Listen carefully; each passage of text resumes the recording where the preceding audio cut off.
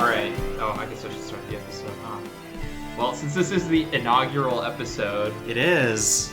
It is time for us to start verse 1 of... No, a song for Sir Waymar P. Royce. No, a song for Sir Waymar P. Royce! Oh, I am Matthew. I am Lucas.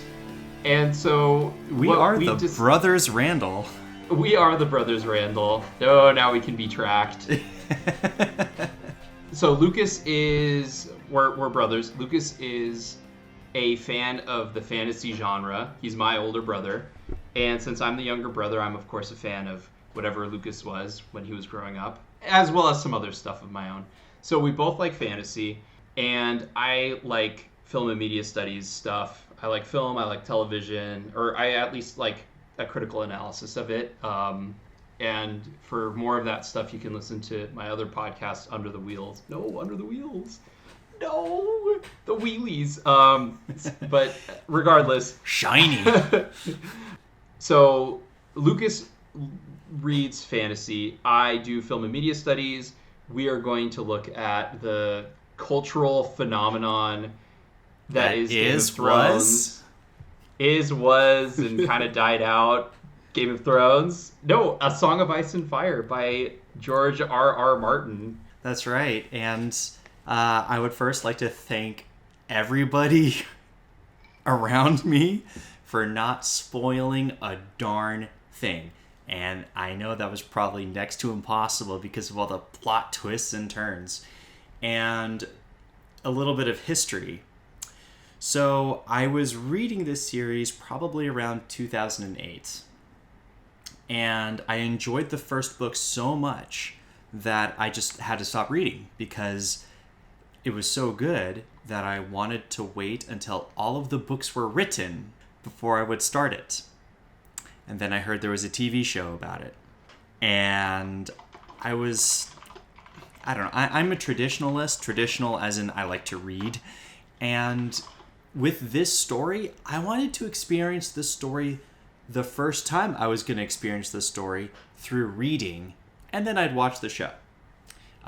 Versus not everybody else, but a great majority of people who experience the story the first time through watching, I want to experience the story through reading. And I asked my friends, family, everybody around me, just very graciously not to spoil anything for me.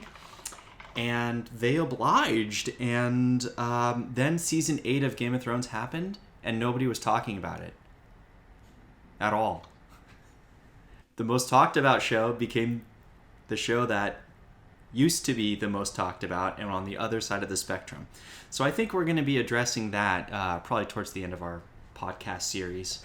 Yeah, I mean, so like, I was looking up the total page count for all of the books in the series, and it's unspecific. How many books are there? There's 5, right? There are 5. There are 5 written at this moment. 5 written at this. There were 5. That's right. There were only 4 when the show premiered, right? That's right. There were only 4, and then about halfway through the show, the 5th one came out. I think it's about almost 10 years since Dance of Dragons came out.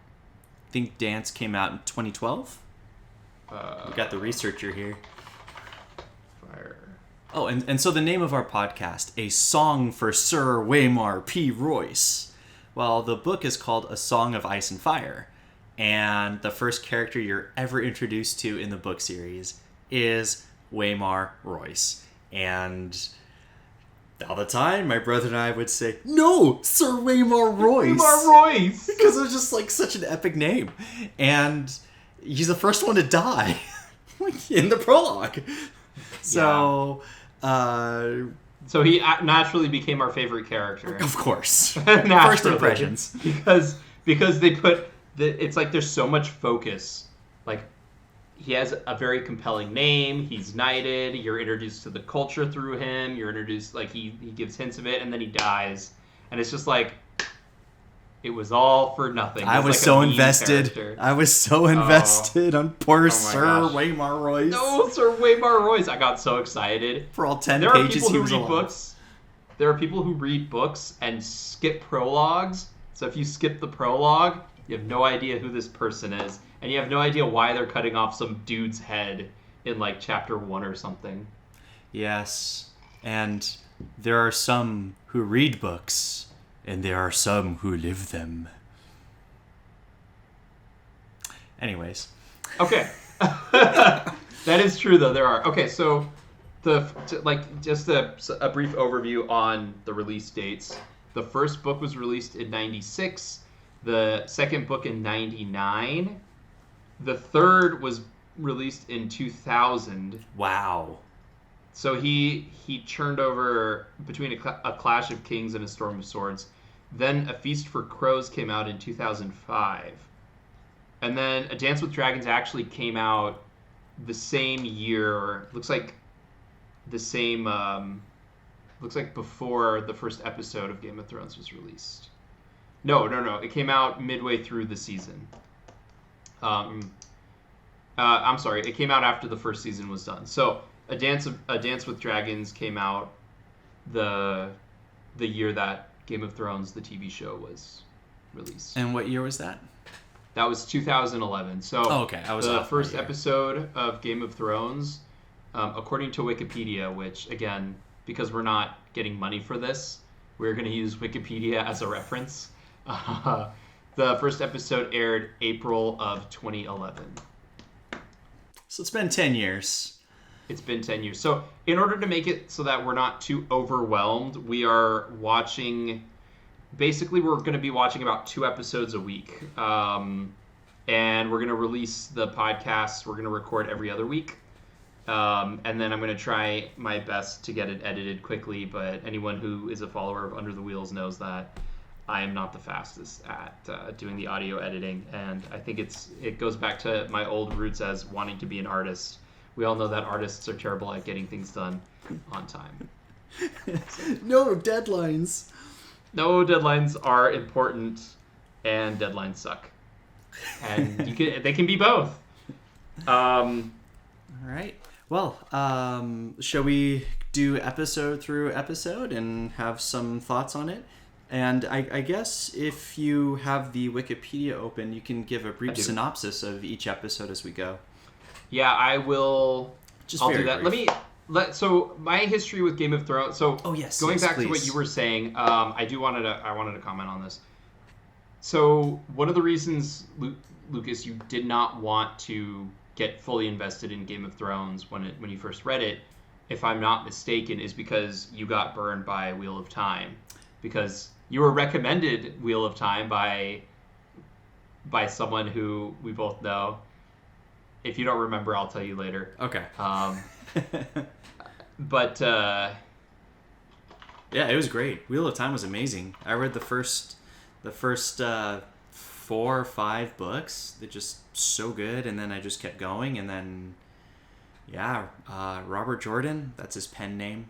He ended up with some cancer, and never got to finish his magnum opus, and it eventually got finished writing. The story's out there.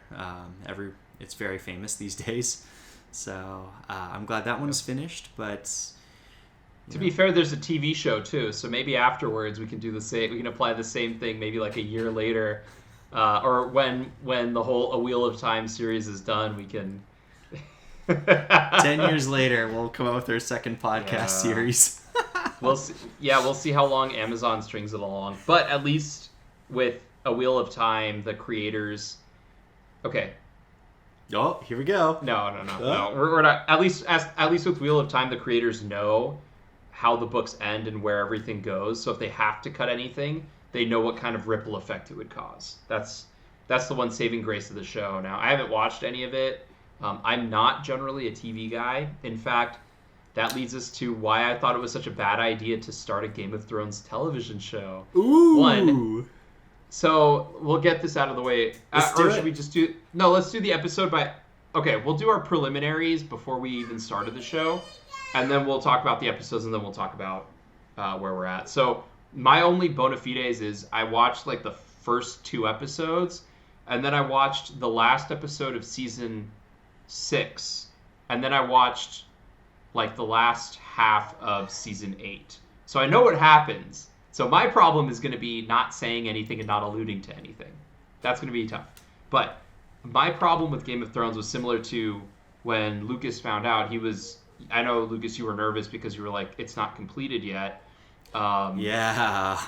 And so my problem was, one, it's not completed. And I had been burned by, like, I like Scott Pilgrim versus the World, but that's probably the best case of, we don't know the ending, but we have a rough idea. Here's how we connect the two endings. Because the first part of the movie, the first maybe 30 minutes, is so close to the comics. And then the last half of the movie is just like Edgar Wright doing his own thing. The same thing happens in anime all the time. I was talking with my brother-in-law about this. In anime, they always, like, they'll have to end a series early on, like, whatever terms they can, because there is no conclusive end to the series, and that causes problems, and you don't have an ending, and you start cutting stuff. So I wasn't thrilled that it wasn't ended yet, because then they couldn't, like, it happened with Harry Potter as well. They didn't know what they needed to emphasize or what they needed to add, and that ended up biting them. And I also just, like, when I first watched them, I was expecting, like, Lord of the Rings quality, and I did not think it matched what I was expecting. So I just sort of poo-pooed it. I had also read the first book, so I knew what happened, and it took liberties with it that I didn't really like. As I would find out, those writers ended up taking a whole lot of liberties, but I don't know if you know anything about that. Yeah, I heard don't it in passing. No, not yet. Okay, but you know that the writers ended up taking liberties, right? Like, that's not... Course. Okay, so I'm not spoiling anything by saying that. Okay, so, so go ahead. What were your first reactions about the show before you even started it back in 2011? Oh, 'Cause gosh. you actually started watching it a little bit when it first came out. I did, and yeah, let's just go ahead and jump into the preliminaries of the show. Okay. Yeah, I love to see the whole world come alive. I think that was probably the most interesting and exciting thing. Of course, talking about it now 10 years later with the technology that we have and the Marvel Cinematic Universe and the special effects that we have these days, I think sometimes we have to put in a little bit of context, because now when I'm reading it, I'm living it, Mm-hmm. And there are things that nowadays we can do with computer graphics and special effects that could make it even more powerful. They could make the show even more as if you're living it. But I mean, that's everything, right? In media, like you can't go back and fix all the special effects, right? They're there when you're making it. All that being said, it was just so cool seeing things come alive, and the music of it, the music especially, right? That theme song has got to go down in, like, all-time theme songs. That was such a good theme song. Totally set up the series.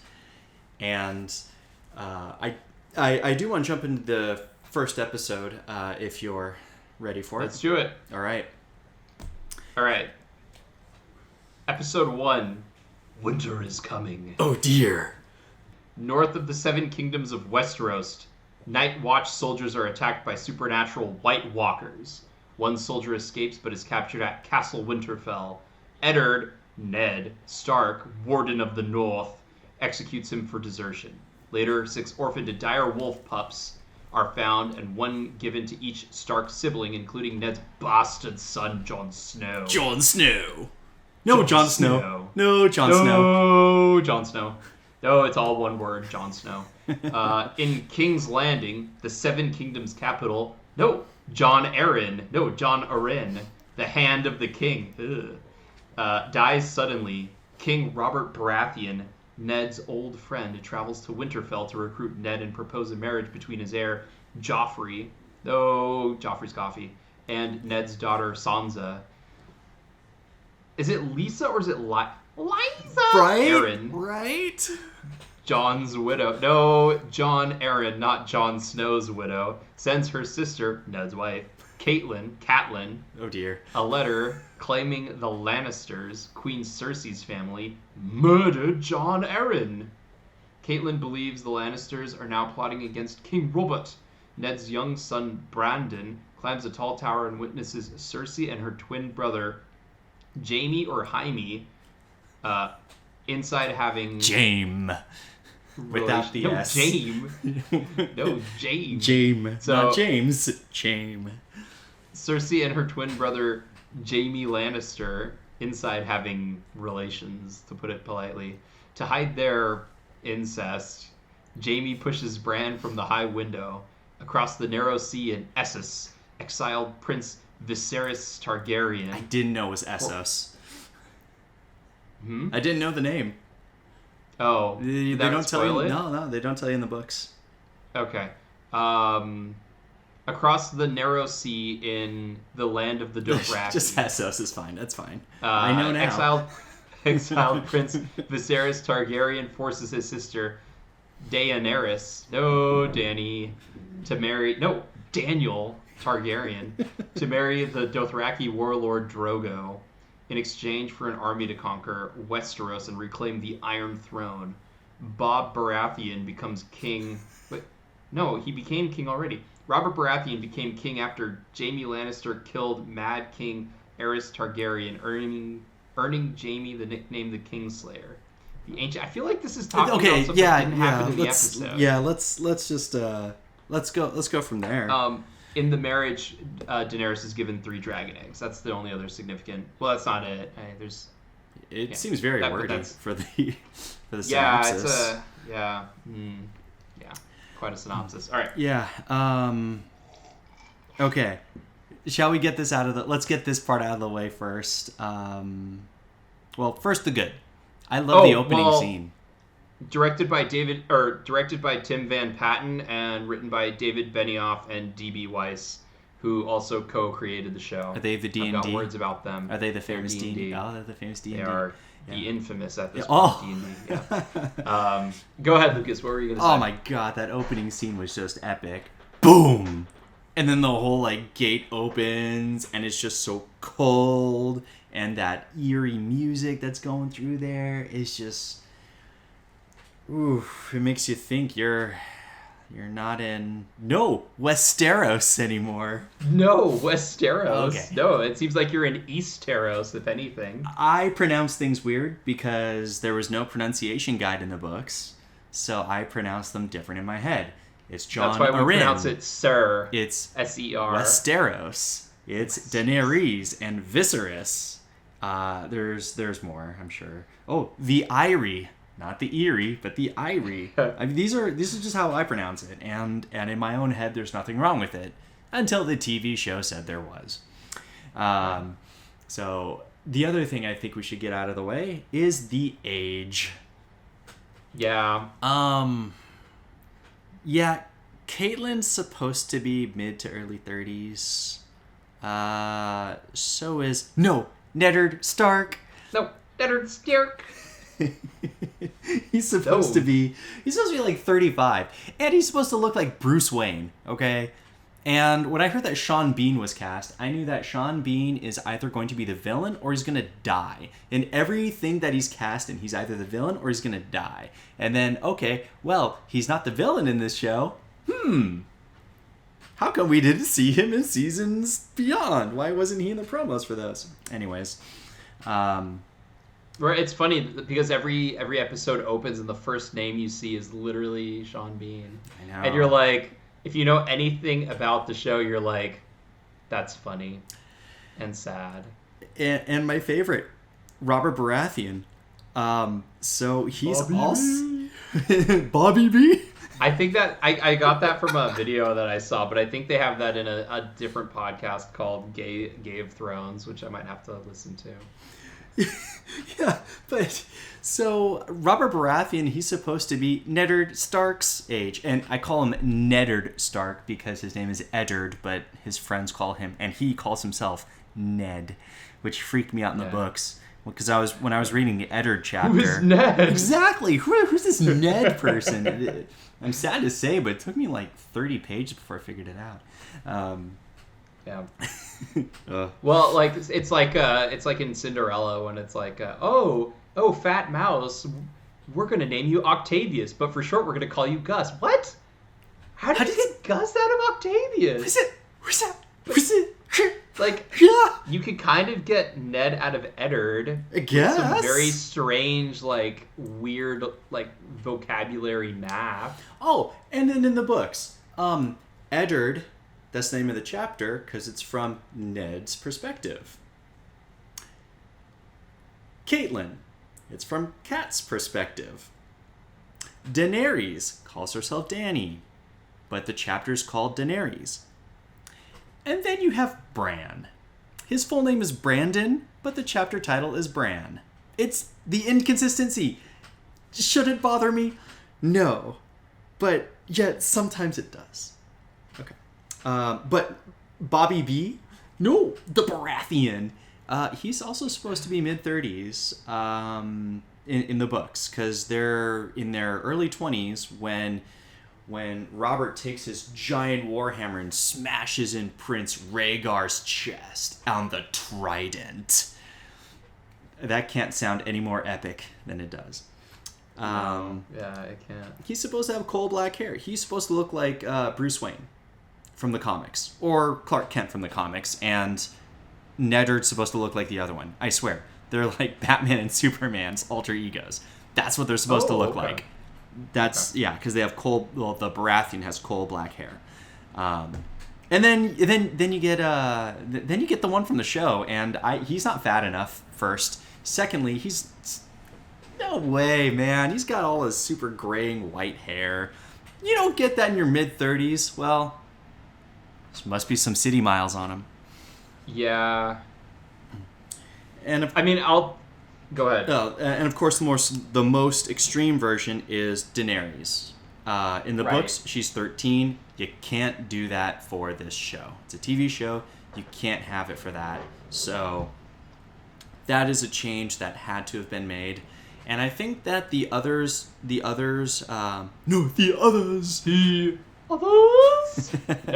Mr. Banks has a mental breakdown.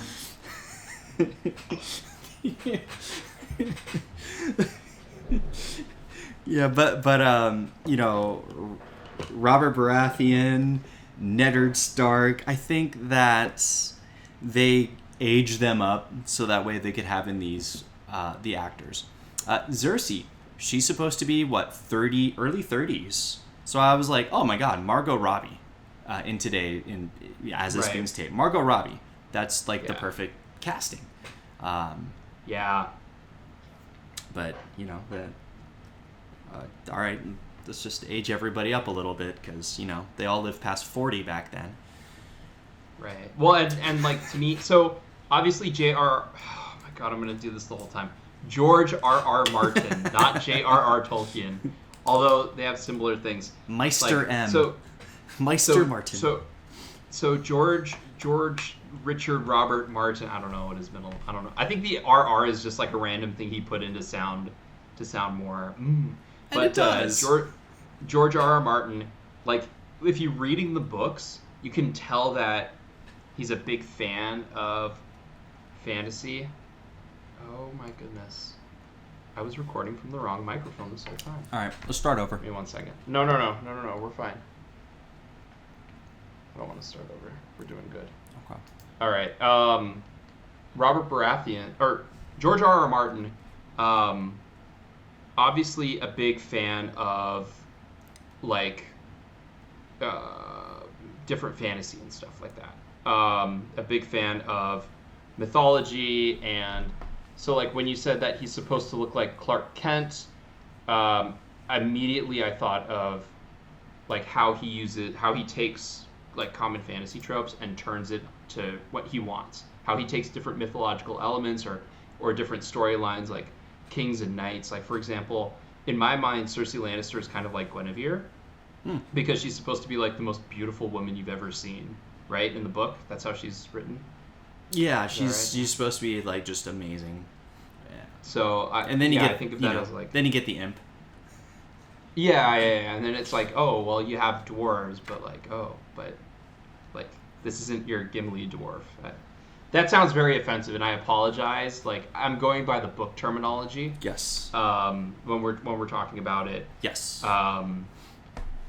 which is important. Which is, I guess, an important distinction to make, is that we're talking specifically like in the context of the books. But yeah, so like George R. R. Martin, especially if you watch the show and you're paying attention, and even if you were you able to watch any of the Inside the episodes? I did not. So go ahead and discuss those. No. And your thoughts on we'll them. talk.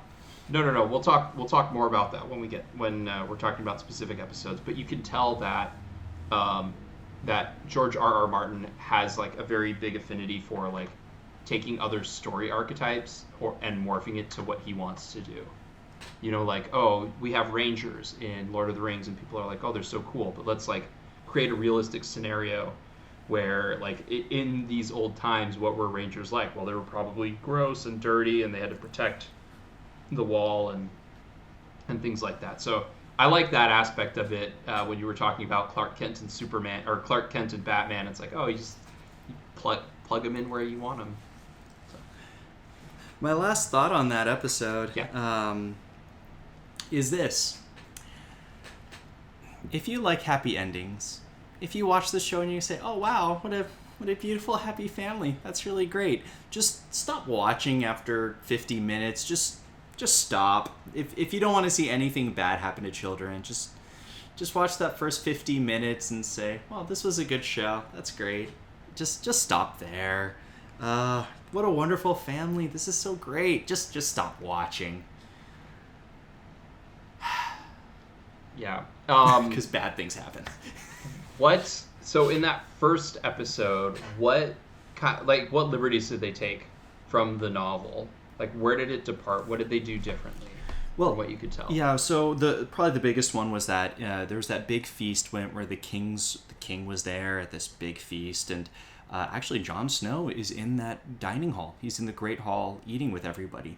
He's not at the royal table, obviously, but he's off to the side, and he gets drunk, and he talks to his uncle about going to the wall, and then he says, "No, I will never father a bastard," and the whole room gets quiet. Super awkward, and just storms out. And then that's where he meets Tyrion. And in that moment where Tyrion says, use that as an armor, use it as a shield, and nobody can hurt you. And in that moment, Tyrion Lannister stood taller than men. That was always like a wonderful moment for me in the books. But in the show, they actually saved that. I didn't know if they were going to show that line again, but they saved that line for the fourth episode, which is the most recent one that you and I watched, where apparently the hooker, or the whore, Roz, apparently, like, you know, not in the books, but just... Oh, okay. Yeah, no, Roz is not a character at all in the books. And they just put it in the show. To give it an... I don't know. I have an idea of why. Oh yeah, the other thing was in the show, Daenerys was kind of raped. In the books, it wasn't like that at all. Of course, it was kind of awkward to talk about, but it was not. It was not 100% consensual, but it was more pleasurable than the show made it to be. And you know, if we start talking details here, one part I thought that was really cool was that when Ned Stark had to make the choice if he was going to stay in Winterfell or go down to King's Landing, and on one side of his face, because Sean Bean was looking directly at the camera, Master Lewin was on one side and Catelyn was on the other, and they were both arguing different points with Ned in the middle. I thought that was really cool. Of course, Ned has to go down and be handed the king.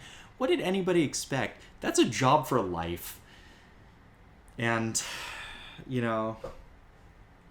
Yeah, Catelyn, in the books at that moment, she knew so many people who would go down south, never come back. So she was very, very nervous about this, obviously. And then those were... Oh, and of course, again, the opening scene was amazing. Sir Waymar P. Royce dies. First death. We don't know who that character is if you're watching the show. That's right.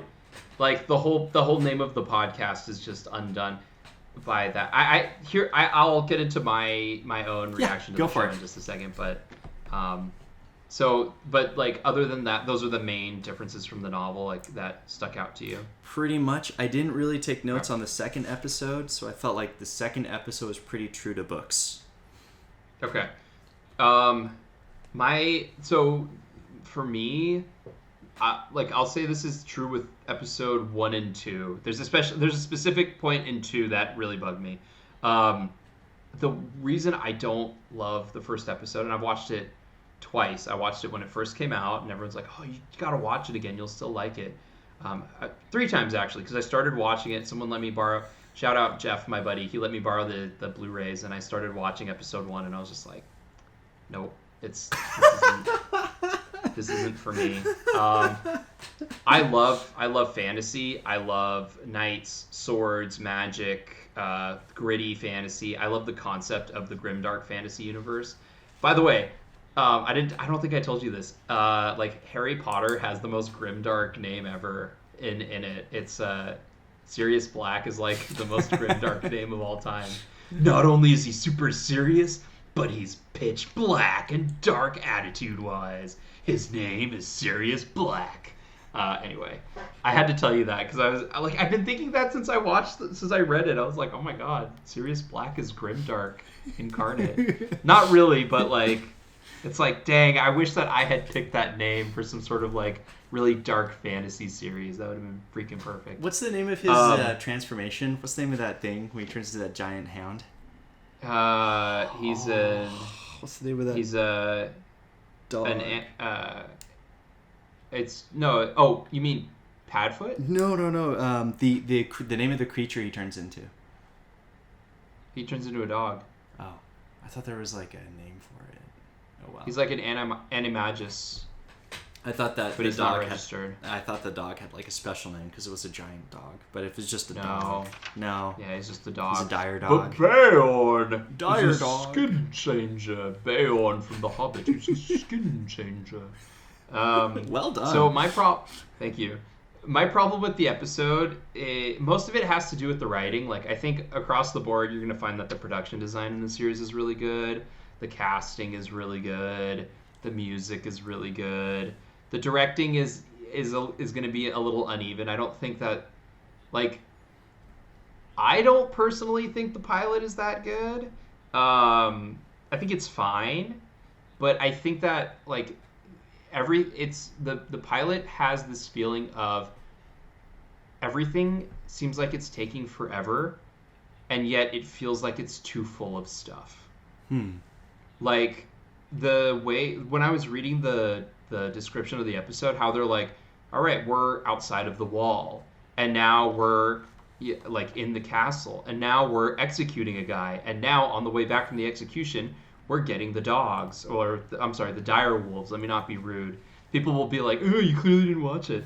We're rescuing the dire wolves, and now there's a lot of and nowers in the episode where it doesn't flow well. There's nothing that leads into the next thing. It's just like, let me get an outline of what happens in the book, and that's what we're doing. I'm not giving the writers enough credit for the dialogue, because dialogue is difficult, but it also feels like they're not explaining things that I know because I read the book. They're not explaining it well enough or at a good enough pace for me. And then as we get into episode 4, we'll talk about how they're not properly setting things up. Ooh.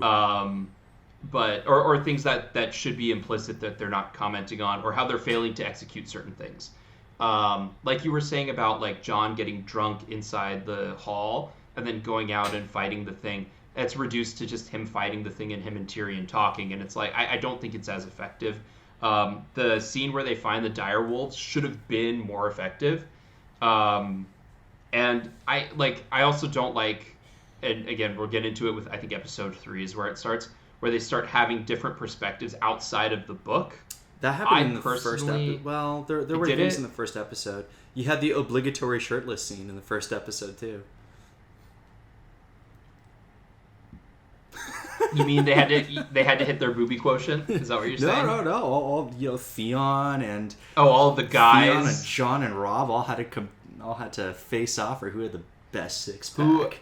Who's out of all of the young princelings on the in there? Who's your favorite of the actors so far? Haha. I'm a pull for my boy Richard Madden, who doesn't get. He's Rob Stark. He's good in Eternals. Go Richard Madden. He's good in Eternals, man. Yeah, he's fun. Oh. He's fun playing Superman. Yeah, they were both. They were both in Eternals. They're both in Eternals, and Theon gets killed in John Wick. Yes, he does. Oh, he was still good in John Wick. And by the way, you've got 2 Sarah Connors in the show too. Emilia Clarke was Sarah Connor. We do. Yep. And so was Lena Headey. Yep. So you got 2 Sarah Connors too. So I feel like they hint to when they go over across the sea to Daenerys and stuff. I don't know how you do it effectively, and in hindsight, when I watched it, it's like, okay, they did do this pretty effectively, but it comes halfway through the episode. I'm not expecting a huge jump in character shift halfway through the episode. So I personally don't think the episode is written, or at least plotted and paced particularly amazingly, because it feels like there's a lot that I'm slogging through in the episode, and a lot of things that are underdeveloped. And of course you can say, okay, well, they're going to develop it at a later date, but you have an hour to get things done. Either reduce the amount of content and explain more, or reduce the amount of content and explain more, or just keep. I don't know. Yeah, one person I know says that it takes 10 pages in a book to see if they're going to finish the book or not. 10 pages. Okay. TV show. Shouldn't it be the first episode to hook you in to watch the whole way through? But if somebody says, oh, no, you just got to watch the first 5 episodes, they might as well just say, oh, watch the first 3 seasons and you'll be hooked after that 3rd season, right? I mean, that was one thing you told me at the very beginning of the show. Yeah, one of our friends said that too. They were like, oh, well, I give a show at least 3 episodes, and I'm like, you shouldn't. Because if you watch the first episode of Breaking Bad, you're either hooked or you're not. Mm-hmm. You either know you're going to like it or you're not after that first episode. And it's that way with everything, which it's hard. It's but there's so much that needs to be developed in a pilot. But for Song of Ice and Fire, you literally have 4 books to look at and figure out how best to combine it together. And granted, it's hard because part of me thinks, oh, it's good that they did it in the format they did it, which is the first Harry Potter movie, where it's just boom, boom, boom, boom, boom, boom, boom. It's an outline of things that happen. But for me, not compelling TV doesn't make. I also love the production design. I'm not going to be too hard on the visual effects because the visual effects, they spend a lot of money on this show, and they spent a lot of money on the visual effects. HBO wants to have good visual effects. So even if we look at it now and we're it might be because Game of Thrones happened in that transition where HBO was shelling out all of the money to make sure all of their shows ended up looking like Hollywood movies. Which is the other problem I have, is that I don't think it still looks like television to me, which is it's okay, but it is television. And I understand that. I understand that it's television. I get that it's television. But people try to sell me that it's a cinematic experience, and it tries to, and if it's going television to you get. Television, I understand. I understand that, I'm going to be...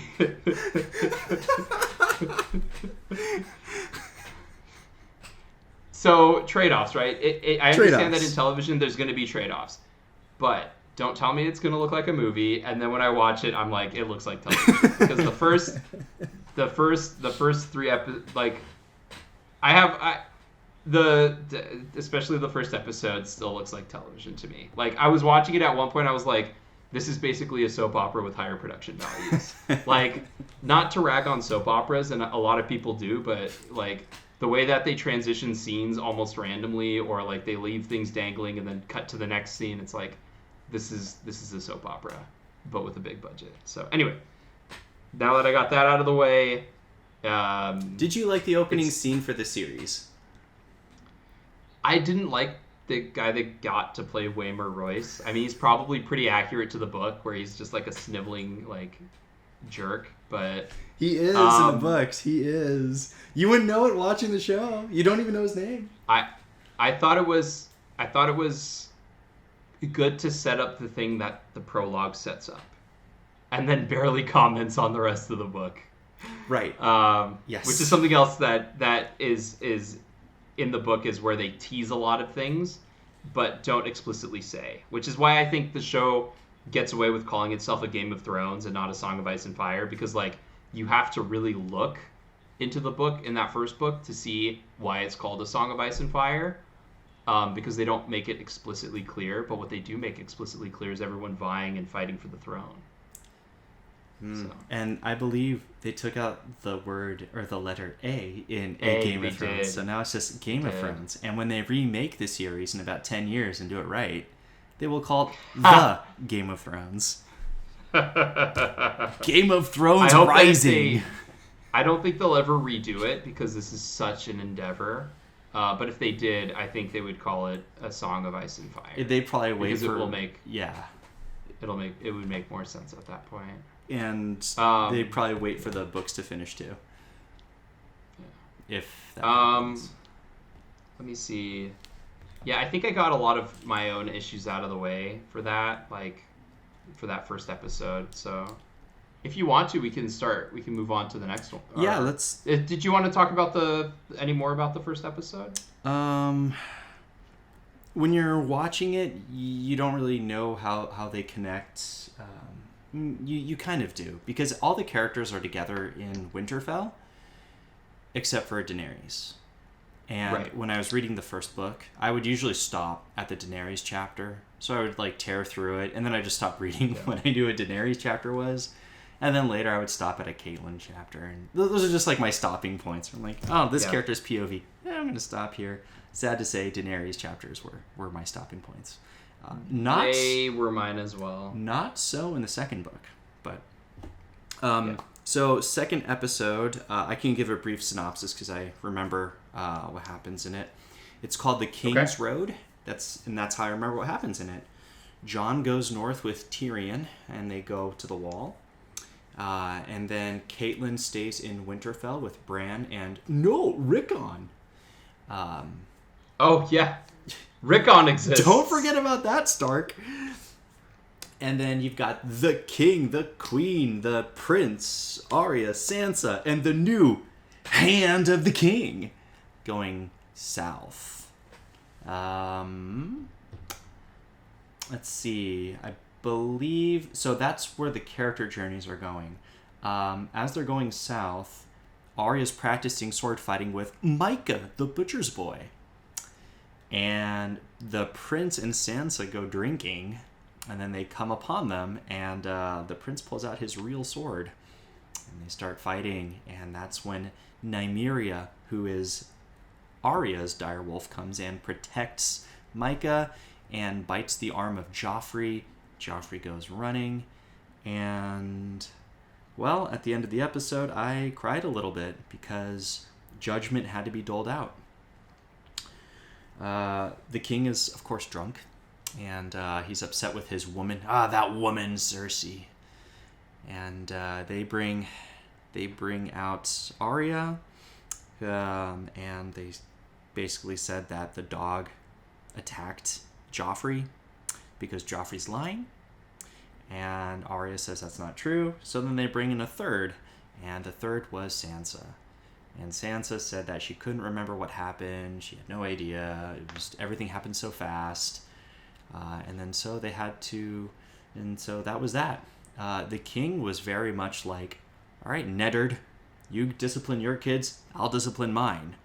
And I bet the king would be looking at Joffrey going, you gotta man up, dude.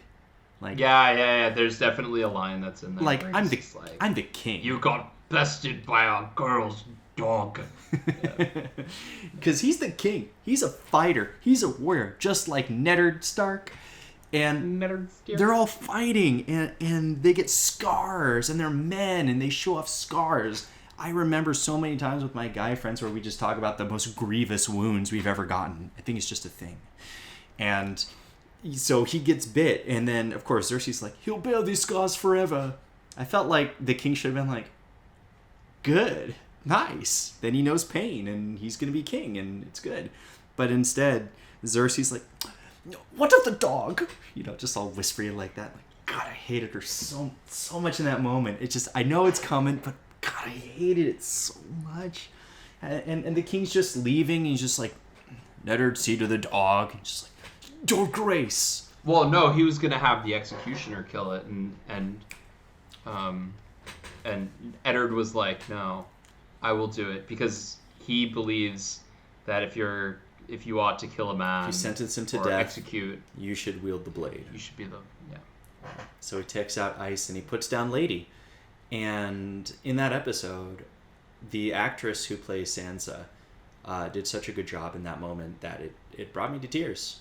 I'm a man, so it shed a single tear. Sophie Turner. Okay. Yeah, she's good. It's her hair's not dark enough though for Sansa. Just should be darker. Oh, no, my mind images versus the screen. Okay. Yeah, it's tough, especially like you had an image of what they look like and you had the description, and so your thoughts. So also the big Daenerys like question is like she wants to pleasure her man, right? That's what this one is. Yes. Yeah, she wants to pleasure her man. That's her storyline here. That's the moneymaker for HBO. They have to make sure they hit their booby quotient on the episode. I'm trying to think if you missed anything. So the only other significant thing that I remember from the novel is that Sansa's introduced to the Hound, Mm-hmm. which to me is significant, but the show is kind of just like, we're gonna introduce the Executioner. I got another important event when you're ready. And then at the end of the episode, the Hound is, has his horse, and the butcher's boy is dead on the horse. Thank you. Is that what you were going to bring up? No, and I got made fun of for not crying for the butcher's boy, but crying for the direwolf. Well, come on, it's a direwolf. Like, it's cute. No, I was going to bring up that Bran was unconscious. Oh, the assassination. Yes. Yeah. There's a fire. Everybody runs over there, and then the assassin comes in. You're not supposed to be here. Some like super ugly assassin guy. He throws up the Valyrian steel with a dragon bone handle. Of course, that's the way it's described in the books. And Caitlyn really scars up her hands. Those scars in her hand won't work right for the rest of her life after that.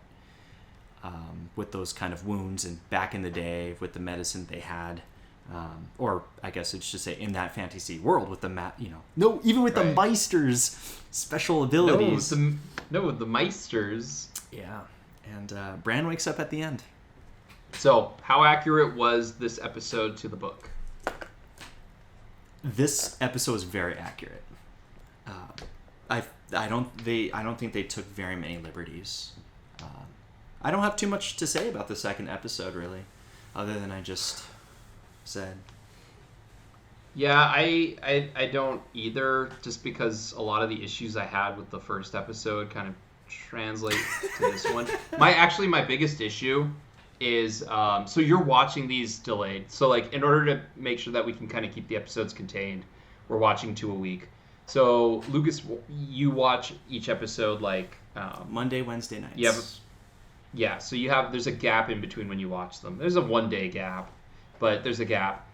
There was a gap for me too, and I think it helps with some of the time stuff, because if I had watched this back to back with the first episode, I would not have realized that like a month had almost passed. But a month almost passes.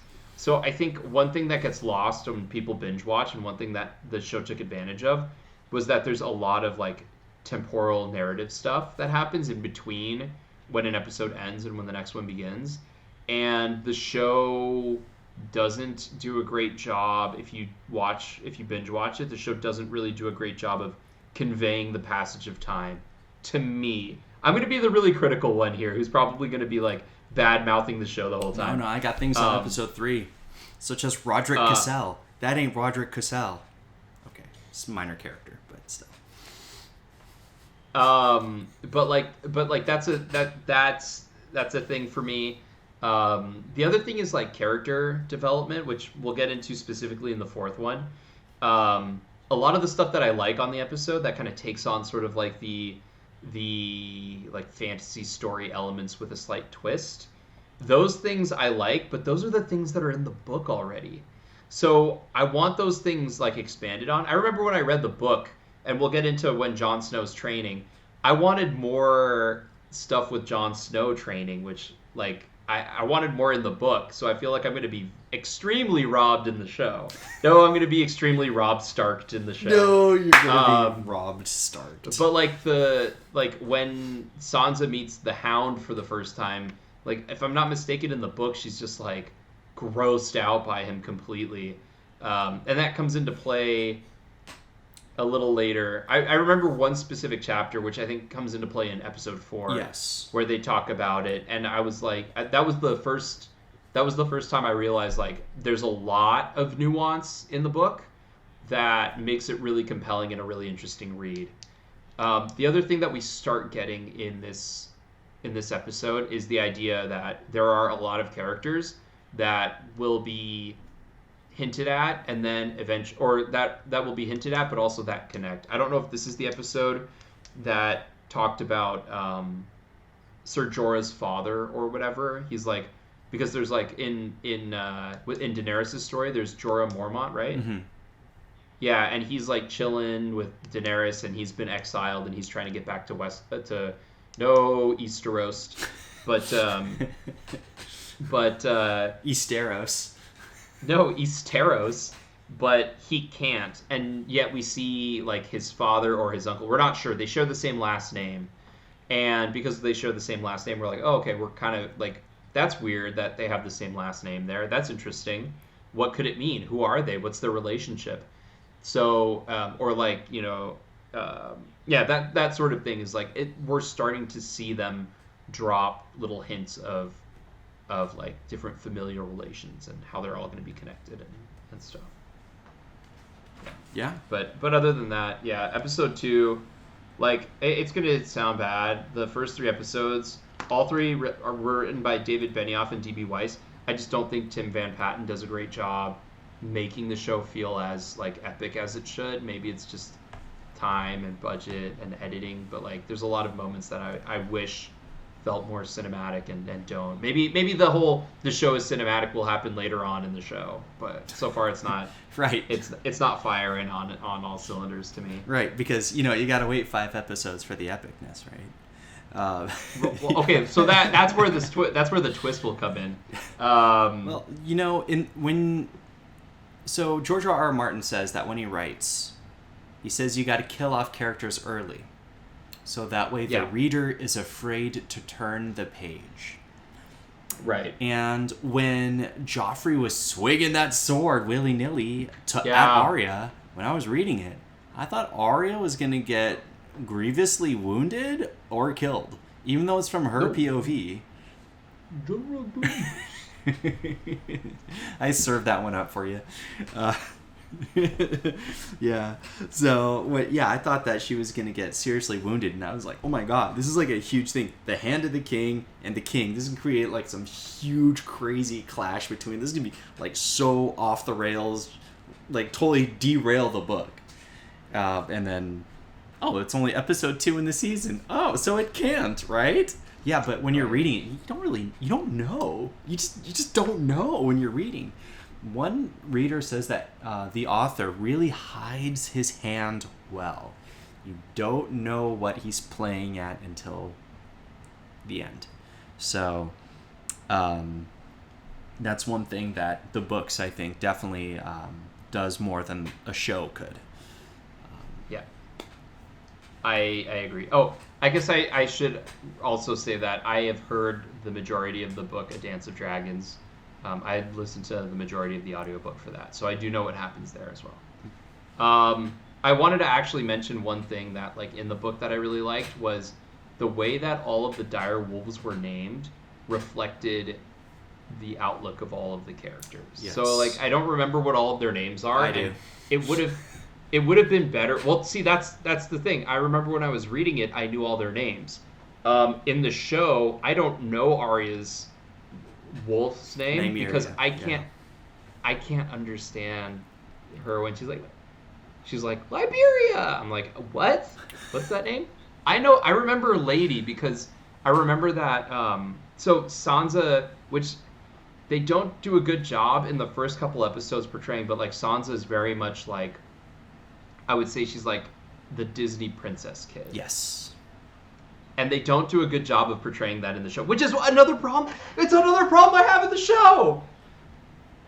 Like, all of these characters are so rich and so detailed. Like, so the fact that I always remembered that her dire wolf was named Lady, and I always remembered that Lady gets killed off. Although I thought that happened like halfway through the book. I didn't realize it was that soon. It's early, but yeah. Yeah, that's the thing, is like, I'm watching the show and I'm like, I'm remembering all of these events in the book, and I feel like they got through a quarter of the book in the first episode, but apparently that's not the case. Not the case. So, I am realizing, though, that as I'm watching the show, I need to reread the book. Or I need to read the books. Because the show is not doing it for me enough. It's not getting I'm not getting as much as I want out of the show. I might later on, because of the way that they're pacing everything out. But as of episode 2, I was like, all right, I'm enjoying it because I really want to talk to you and I want to be able to understand all the hype. And it's bringing me flashbacks of the book and all of the details and everything in the book. No even sweaty pile of, like a sweaty pool of clothes at the bottom when talking about people who have done the deed of intercourse. Anyway, that was a very, when I stumbled upon that, I was like, that's so gross and yet so appropriate. Gosh, George R.R. Martin. Gritty is the word, I believe, to describe that. Yeah. But yeah, like the fact that each of the wolves is named appropriate to their character is something that is kind of lost on the show. A lot of the character, like, I think you can also tell, and by episode 4 that point I'll get into later on what I was going to say about the writers and the characters. But I think that's all I have to say about episode 2. Okay. I'll give a brief synopsis about the 3rd episode. I was sort of taking notes. So right. Caitlin has the dagger. She and her council tell her that it's probably given to her by I think they tell her that it's probably a Lannister. I'm pretty sure that they tell her that. And then so she goes down to King's Landing. And she travels with Roderick Cassell. Now, Roderick Cassell, in the books, he has these beautiful handlebar mustaches. And they travel by boat, and he gets seasick, so he throws up. So they have to cut his beautiful handlebar mustache.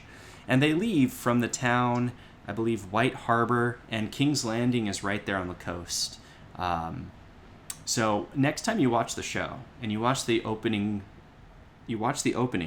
pay attention to that map. Because where King's Landing is and the surrounding environments, as you look at it as a strategic location, they go through some of these details in the books. But it's interesting about the strategy and medieval warfare, things like that. So that's one part that I enjoy. Let's see.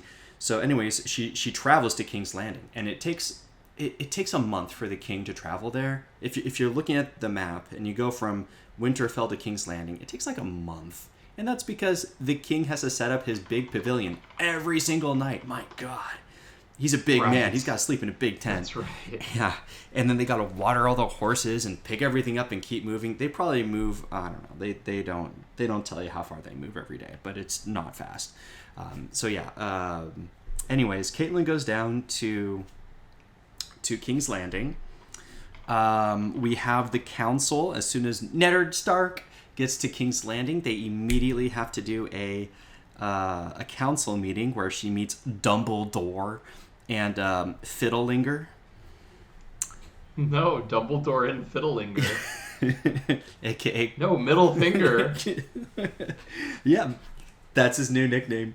So Dumbledore is, of course, Grand Meister Pycelle, and Middle Finger is really Little Finger. And then you run into the eunuch Varys, whom later on in the books, or in this book actually, I don't know if they say it in the show, but Lord Tywin calls him the Cockless Wonder, And I seriously laughed out loud, and if I was drinking anything, I would just spit it out of my mouth. I thought that was the funniest line.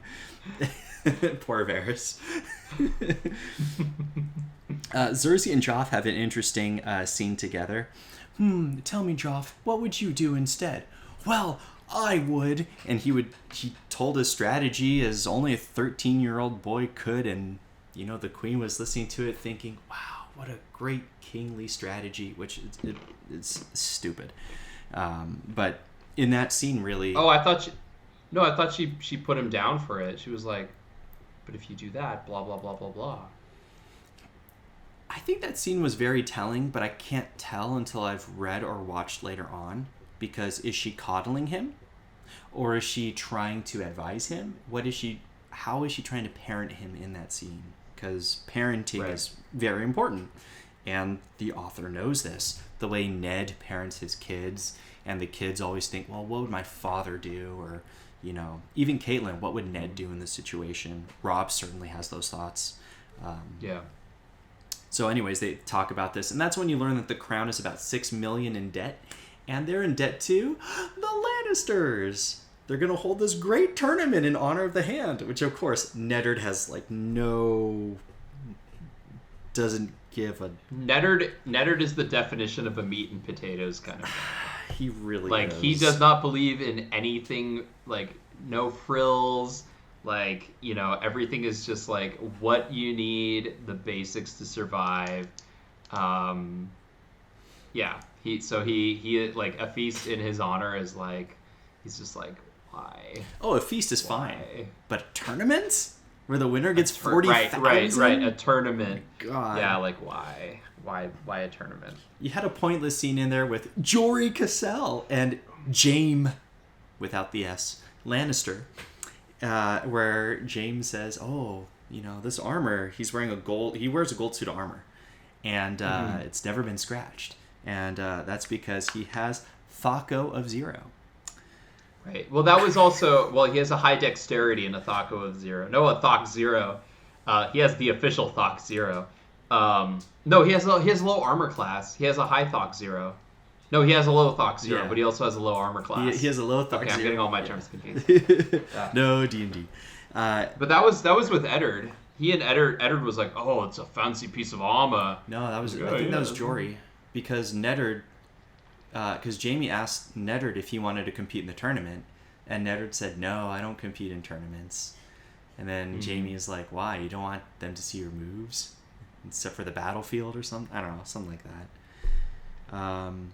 There was one key scene in that episode was, and this is going to be overlooked, but I thought this was a scene that they did a really good job. Just because I know it's going to happen. I thought they did a great job in this. When Caitlin rides away, they just zoom in on Sean Bean's face, and they hold that camera there for longer than they should. But spoiler alert, that's the last time he sees her. She's riding away. He's just looking, and they just have that camera on him, and I thought that was a great piece of directing. That was one of those things where if you watch the series again, you know that, and you see that, and you're like, oh yeah, wow. And so I thought that they did a really great job marking that scene. I think that Arya... some of my other notes, I thought Arya was perfectly cast. And then one of my favorites is... so Bran... I'm looking at a synopsis just in case I missed anything. Go ahead. So then Bran... in the book, Bran dreams, and he dreams of the three-eyed crow, which doesn't happen until episode 4. But the crow says, you're gonna fly, you're gonna fly, you're gonna fly, and he's like, no I'm not, and he's falling to the ground, and but he wakes up, and when he wakes up, he knows the name of his dire wolf. Rob's dire wolf is named Grey Wind, by the way, and Rickon's dire wolf is named Shaggy Dog, because he's 4. Yes. And Arya is Nymeria. And Bran, when he wakes up, he never knew the name of his wolf until then. The name of his wolf is Summer. Now, do we know that in the show? No, not even in episode 4. We don't. You don't know the name of his wolf, and I'm sorry, but I think the wolves are kind of a big deal. Yeah. So what's Jon Snow's wolf's name again? Ghost. That's right. Yeah. He's off to the side. Yeah, ghost. Yeah. All right, go for it. And the episode, so like the other so like we'll start getting into the inside the episodes here too, because like the inside the episodes have this dual purpose of both stating the obvious of the episode, but also telling us backstory that they should have put in the episode and failed to do. Like, look, I'm gonna be harsh. Maybe I'm being mean because like when you're like, oh, we really liked listening to the inside the episodes when they were talking about it. In this one, they were like, yeah, Arya is like really upset, and she you know, she's not like the typical girls who in the show who like to, or the typical girls of her age who are like, you know, learning needlepoint and things like that. Like, she knows that she's destined for something greater and better, and she knows that her life is supposed to be something else, and Ned sees this in her and starts her on the sword fighting training and stuff. That's right. And like the episode ends with like the camera like slowly pushing in on Ned as you hear like the sounds of battle. I just don't understand some of the choices. By the way, written by David Benioff, D.B. Weiss, directed by Brian Kirk. Go ahead. You reminded me. As we were watching, like, oh, you're gonna grow up and you're gonna have lots of little lordlings and princes and ladies, and then because that's clearly her destiny in this world. Arya's? Yeah, clearly that's her destiny. Yeah. That's what she's supposed to be doing. But this is where you're like, man, what a father. He can't help it. He has to let her be her. He can't just say, no, this is what you're gonna do. He wants to also blossom that nature that is her. And and that's why he gets her one of my favorite characters. No, Cyril Farrell, the first sword of the Bravosi. Too much? No, perfect. I wouldn't have been able. I think they mentioned his name on the show. I know nothing about his backstory. He just seems like a very interesting, flamboyant sword fighter. He was bald in my mind, bald with long. I don't know why they all have handlebar mustaches. But I don't know either, but like, yeah, it's like that's a moment that, is like implicitly told. Like, oh, this random sword fighter guy, who is he? It's like, you could have set that up better, guys. But like, yeah, it's just weird the way they end the episode. Like, it was weird the way they ended episode. How did they end episode 2? Was that with him killing? Bran wakes up. Boom. That's right. Yeah. Yeah, this one just feels like it ended. They were just like, oh, okay, we should just end it right here, and like it just kind of ended, and I was like, okay, that's weird. But like so they talk about Arya in that way, and I think they mentioned something else. I think because you said that's when Tyrion had, or was it episode 4 where Tyrion has his line like, "Wear like a suit of armor" or whatever. Episode 2. No. First episode is when he says that, because that's when they do the Great Feast. That's right. You're saying the line where he's like, where Jon Snow's like, he sees him as taller than any man. That happens in like episode 3. No, that happens in the first episode. It really early on. Okay. Yeah. All right. I thought you had mentioned that it happened like in episode 4 where he has that moment. I'm trying to think. Like, Peter Dinklage, as always, is excellent. Littlefinger. And when I was reading the book, I kept getting Littlefinger and Viserys confused. Fiddlinger, he has a pointed goatee. No, Petter. No, Petter Baelish. He has a pointed mustache pointed beard. Does not really in the show. And he actually looks his age. And he was totally trying to go after Caitlyn. Again, the age thing. Well, and I don't know if the show's going to say this, but wasn't Caitlyn supposed to get... Like, this is what I mean about, like, there's a lot of questions, and one of the reasons I like episode 4 when we get to it is because episode 4 is, like, 90% giving us backstory. Yes. In episode 3, this is where you learn that... But they tell it to you, right? They talk about it in dialogue, and it's easy to miss that. In the books, you read the history, so you hear their dialogue, but then you read the history, so you kind of see it in context in the books. But in the show, they kind of just have to tell you. They don't show you. They tell you. Right. Well, I didn't have a problem with that in the fourth episode. Like, for some reason, spoilers, the fourth episode was the first episode where I was like, okay, I'm starting to really feel the show. Like, it's starting to get, like, it's starting to coalesce. Hit its stride. Well, like, it didn't seem like Cliff Notes. It seemed like, okay, we're gonna slow it down. We're gonna take some time to tell what's going on. Maybe because I've already been bombarded with 3 episodes in a row of the same thing, and so now my body's used to it. But I think there's something else going on. It's also no surprise it's the first episode that was written by someone who wasn't David Benioff or D.B. Weiss. So Daenerys is barely in this episode. Oh, that's right. Daenerys is pregnant. That was the big Daenerys thing in this episode. It's always only one. Daenerys only gets her one thing. Like, everything else is happening. Just pause the episode there and go do something else, and then...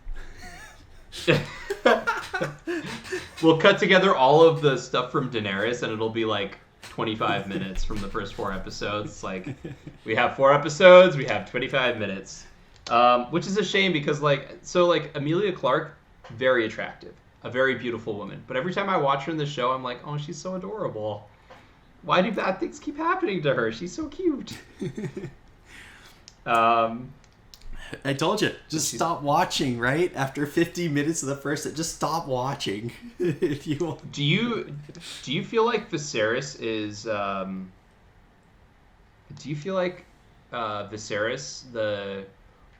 you're gonna wake the dragon? Do you feel like he's intimidating in the show? Yes. In the show, you feel like he's intimidating? I do. Okay. I kind of do. I think, and it might be the same in the book. I feel like he's missing a little bit of depth. I feel like he's such a one-note character. He is in the book too. There's other things about Viserys because he grew well. I mean, he's also a product of incest. All the Targaryens are. Was that explained in the show? Did they know that they married their cousins and brothers and sisters to keep the bloodline pure? There's a lot of these questions that we'll have that, as the show goes on, we'll see if it makes sense. But if that's the case, that explains the Mad King. Yep. You know, like, it's probably his thing is probably because the Mad King. Which, you know. So do they talk more about the family history in the book, right? Like, to this point in where we are in the show, do they talk more about the family history in the book? Yes, you know a lot about them. You know that they had to flee and they went from town to town, and then they even went into a little bit more detail about the kinds of towns that they lived in. And Daenerys had this beautiful home with the red door in front and just sunny looking area, and that was her home. And Westeros wasn't her home. Westeros wasn't her home. It was this one little... I do say it Westeros when I see it on the page. That's true. Westeros. It was this one little place, and that was her home. That was the only home that she knew. That was actually a home. Other than that, she was going from place to place to place. Remember, they were on the run for like 14 years. And, well, you know, before she was born, or I guess when she was born. So I guess maybe 13, 14 years she was on the run. And she grew up on the run. And, you know, in the show, of course, she's a little bit older. But she doesn't really know too much about it, just what her brother tells her. And her brother is, this is my right, this is yours, this should be yours. He's been fed these thoughts over and over and over. And Illyrio, whom we introduced in the first episode, he's the one that gave Daenerys the dragon eggs. Yeah. They stayed there for like half a year. And he just kept peltering them over and over and over with, yes, my king, yes, my king. So it totally blew up Viserys' mind. He's more of a tragic character than like a intimidating, dominating character. Than the show is making him out to be. Because, like, in the show, he's not tragic, he's just annoying. That's true. But, you know, like, he's just like, the way in the book, if I remember it, he's like creepy, but also like, I am supposed to be king. This is my birthright. But in the show, he's like, I'm the king. Why do I not have everything? Like, this army should be mine. You know what I mean? Yeah, and then when we get to episode 4, he has a scene in that, which of course isn't in the books because it's not one of the POVs. I thought it was a really good scene, but I thought it gave him a little bit more depth. But he is supposed to be seen kind of fearsome to Daenerys, but to the Dothraki, he's just a person who bleeds and is meat on the inside. And that's how we, the viewer, are seeing him. We're seeing him as, like, just a person. Who's this person? He's king, sure, by birth, but who cares? Like, he's dumb. He makes bad decisions. He'd be terrible, you know... If you and I, the viewer, didn't put it together, Jorah Mormont in their show put it together. Explicitly says it in the 4th episode. Thank you so much for doing the job for the viewer. But that's probably when they started switching writers, because before, you'd have to read the books to kind of understand that. But now the writers were like, okay, no, we got to bring this in. Well, I mean, part of it is, like, I kind of already knew that just because it seemed that way. As you're watching the show, he seems to be garnering less and less respect, which is something you should be doing in the show to sort of pace it, right? So I kind of understood that. Having it made explicit in the show it's kind of nice, I guess, but, like, it's fine. I'm really not gonna knock. Actually, that's not true. I'm going to knock the 4th episode. We really get into the POV stuff in this episode, in episode 3 though, because they have a chapter where it's like Robert Baratheon is talking to Jaime Lannister and, like, someone else. Barristan it's like a bunch of Selmy, people who you don't know his name, but he is the captain of the King's Guard. The King's Guard are 7 knights. If you don't know, the King's Guard are 7 knights that are the best knights in the realm that protect the king. And he's the best one of them. And he's old, but he's the best one. Because Arthur Dayne... Okay, little backstory. Arthur Dayne was the Sword of the Morning. And it was him and 3 knights. And Neddard Stark with another character you'll learn later, a Reed... and then I think 7 others came down. So there were like 13 people in battle, 10 versus 3. And only 2 left. Neddard and Reed. Yeah, those were the only 2 I think that left. So if you want to get a picture for how fearsome the King's Guard are, I think that's pretty darn epic. But I don't know if they're look, the thing about the books is that you live it, right? It's like a huge history, and there's all these names and stuff, which can make it hard for some people to read. Some people don't like the books. There's too much detail. He goes in, likes food.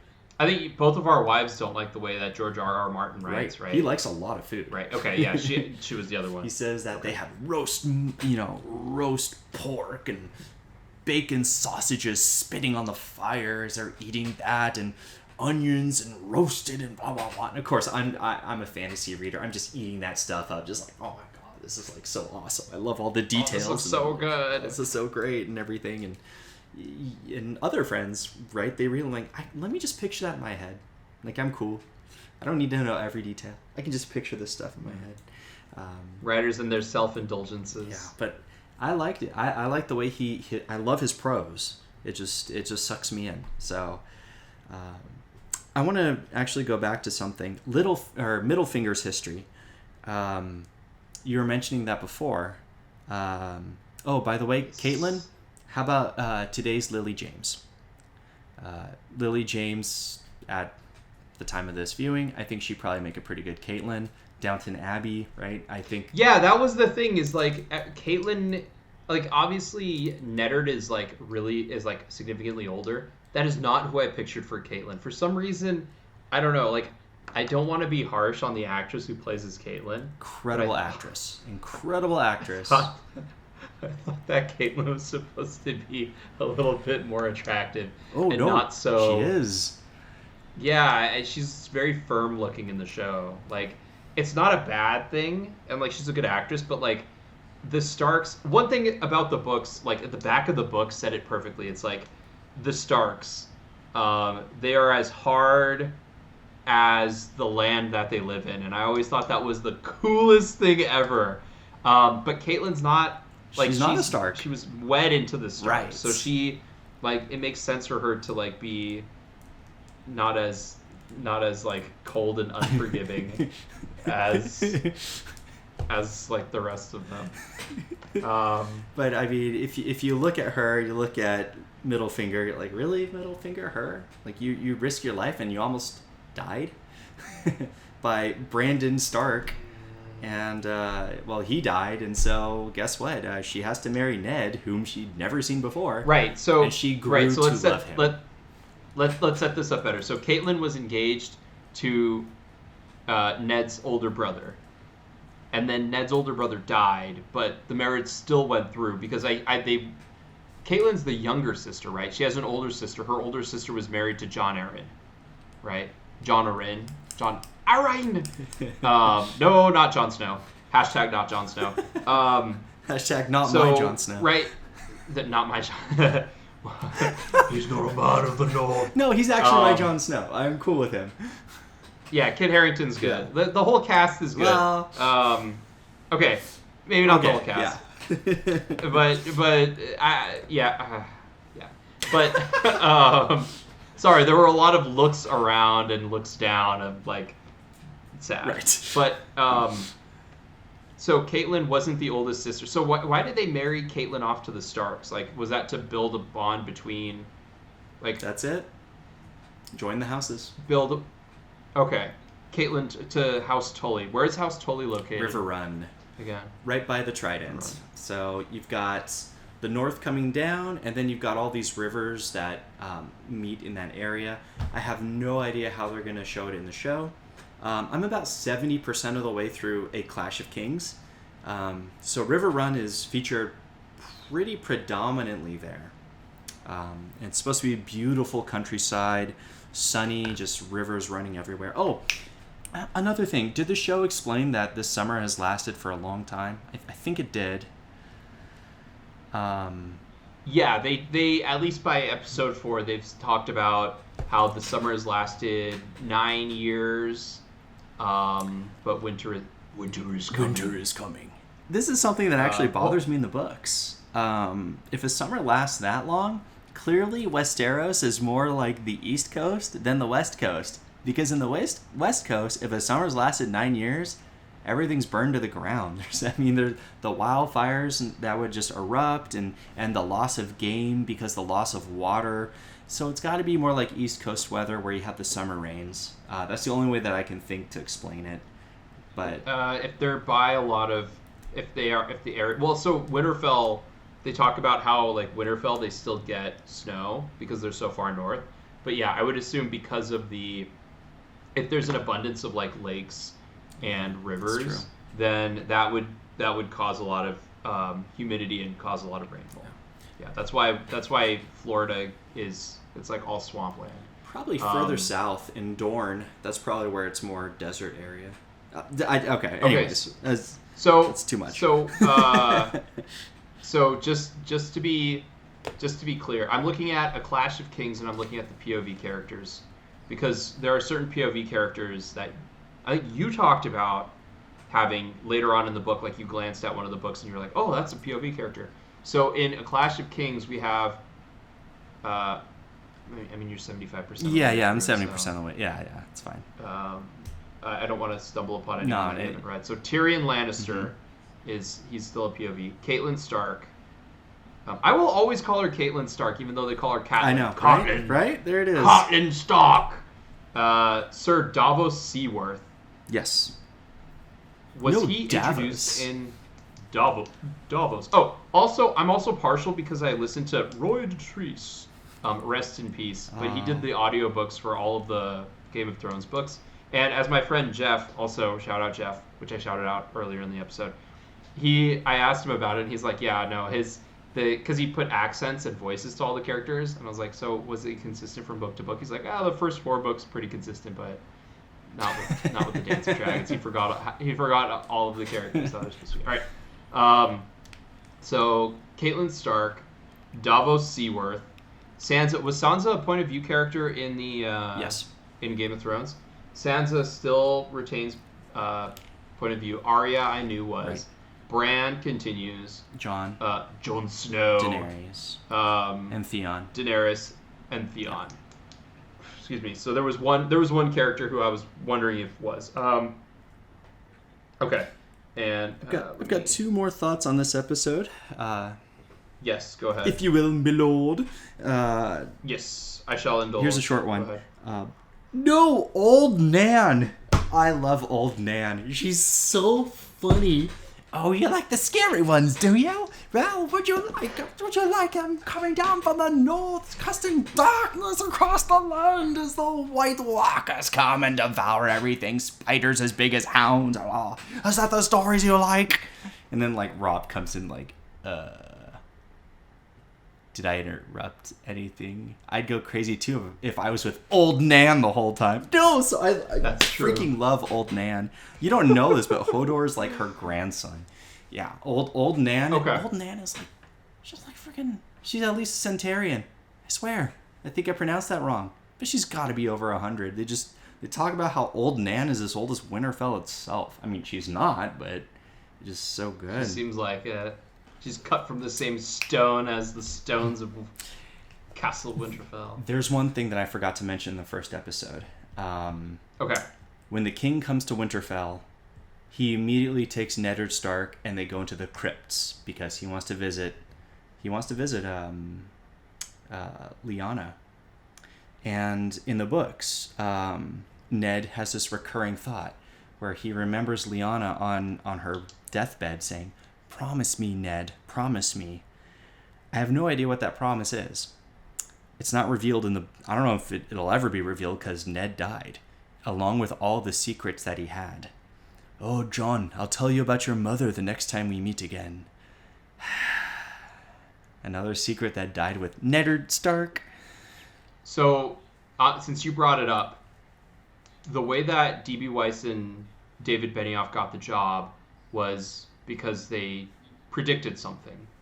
They went to George R. R. Martin and were like, "We think this is what happens." So I'm curious if by the end of book 4 or 5, you will be able to answer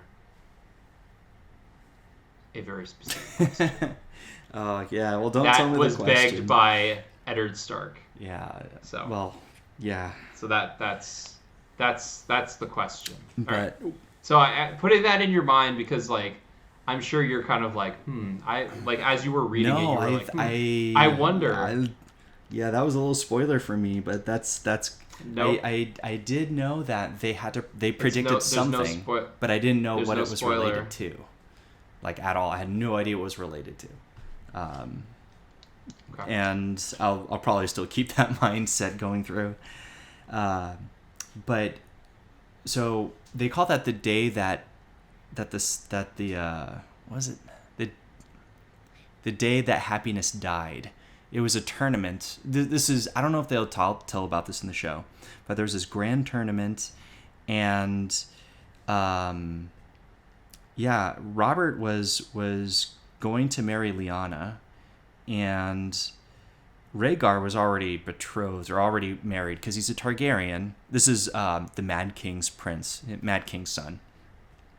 He was already set to be married, probably to like his, I don't know, sister or something. Targaryens.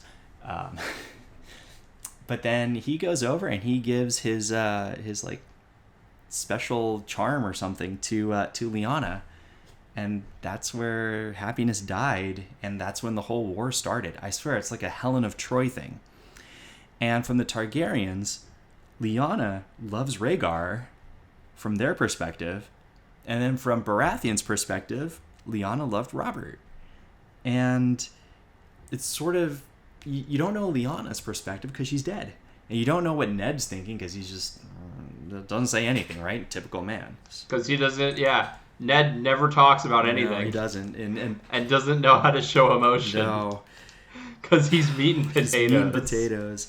And this brings me to my last point in this episode.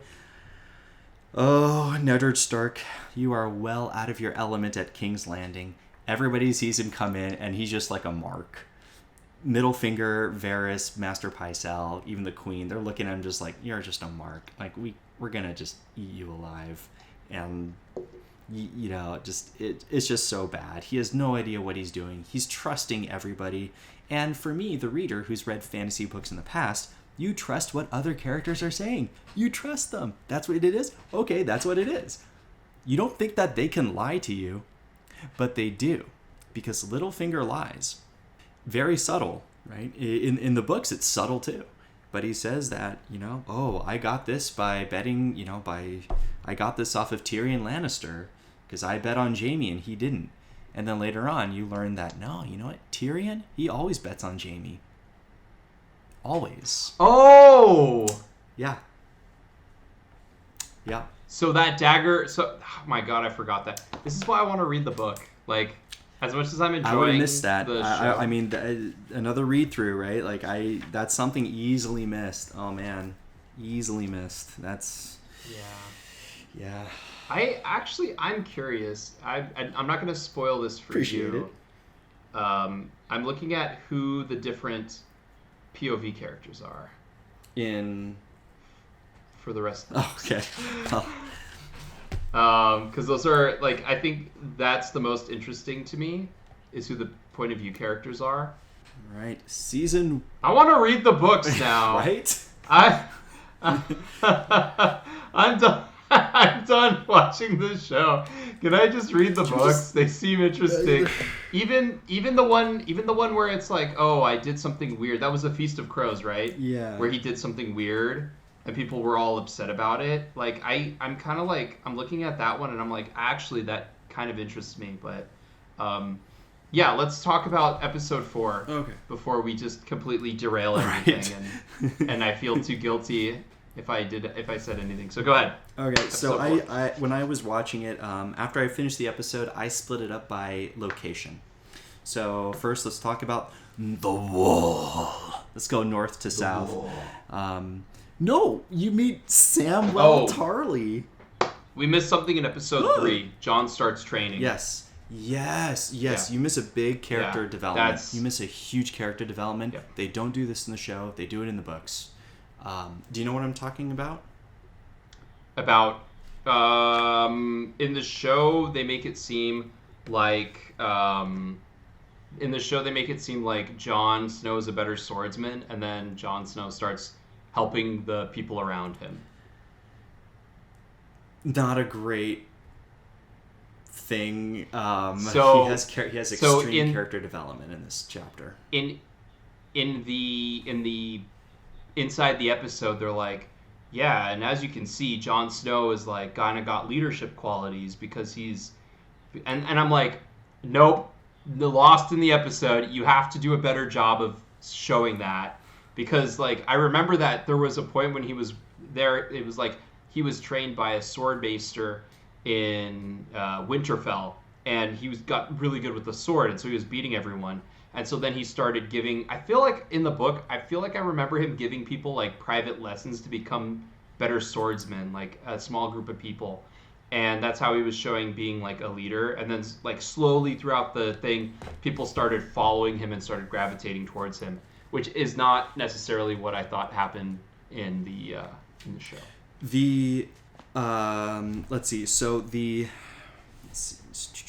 Okay, I don't think I could find his name. Yeah, I can't find his name. It's too quick for me. We're talking about episode 3 or 4 still. Yeah, episode 3. So yeah, I can't find the name. So in that part of Jon Snow's story arc, he is actually just there and he's beating up everybody. And Sir Alliser Thorne keeps putting people on him, and he just keeps taking them down. But they don't like Jon at all. And also the previous episode, he realized what the Watch was. Right. Where they're a bunch of cutthroats and criminals, rapists, just, the drudge of society. Go here or die. And so, like, fine, we'll go here. and no real soldiers or knights or anything. And that totally shatters Jon Snow, because he's like, oh, the Night's Watch. This is like incredible, well run. Just these are the heroes of stories. Yeah. It's an excellent army. Just a bunch of jerks, and they hate Jon. They all hate him, and he's leaving, and he's going to the blacksmith, which that was the name I was trying to find. I couldn't find it, and he says that, man, they all hate me, and then the blacksmith says, well, why do you think they hate you? Jon says, oh, because I'm better than them. The blacksmith says, no, that's not why. They hate you. And then they also bring that up, like, well, you were trained at Winterfell. You're really good with the sword and blah, blah, blah. You're a bully. You're just a bully. I remember that. Even back in when that episode premiered, I'm sure that bullying was pretty big topic in modern day culture. The effects of bullying and things like that. I felt like they probably could have run with that a little bit more, and made it relatable to modern day.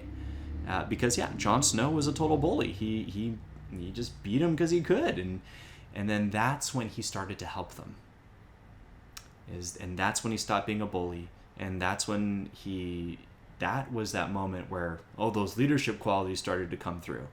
They don't just come through, right? Sometimes you need to be pointed out something, like you were a bully, and I was really sad when I watched that episode. I was like, that was a big character development, very formative in a young man's life. If they're told that, hey, you're being a bully, you gotta stop this right now.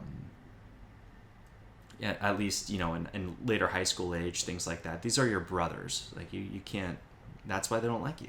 And so he stopped, and he helped them out, and he taught them and trained them. So that was missed. I was very, very sad, because when I was reading through, I'm super invested in Jon Snorri. Jon's Snorri. Yeah. Know his story. Yeah, that's the weird. I remember when you first read it, you were like, "Oh yeah, I love Jon Snow. He's my favorite character." And like, he wasn't mine. Like, my favorite character is Robb Stark. When I was reading it that first, Robb Stark and Tyrion. They were my favorite characters. I liked reading about them the best. The stuff with Neddard.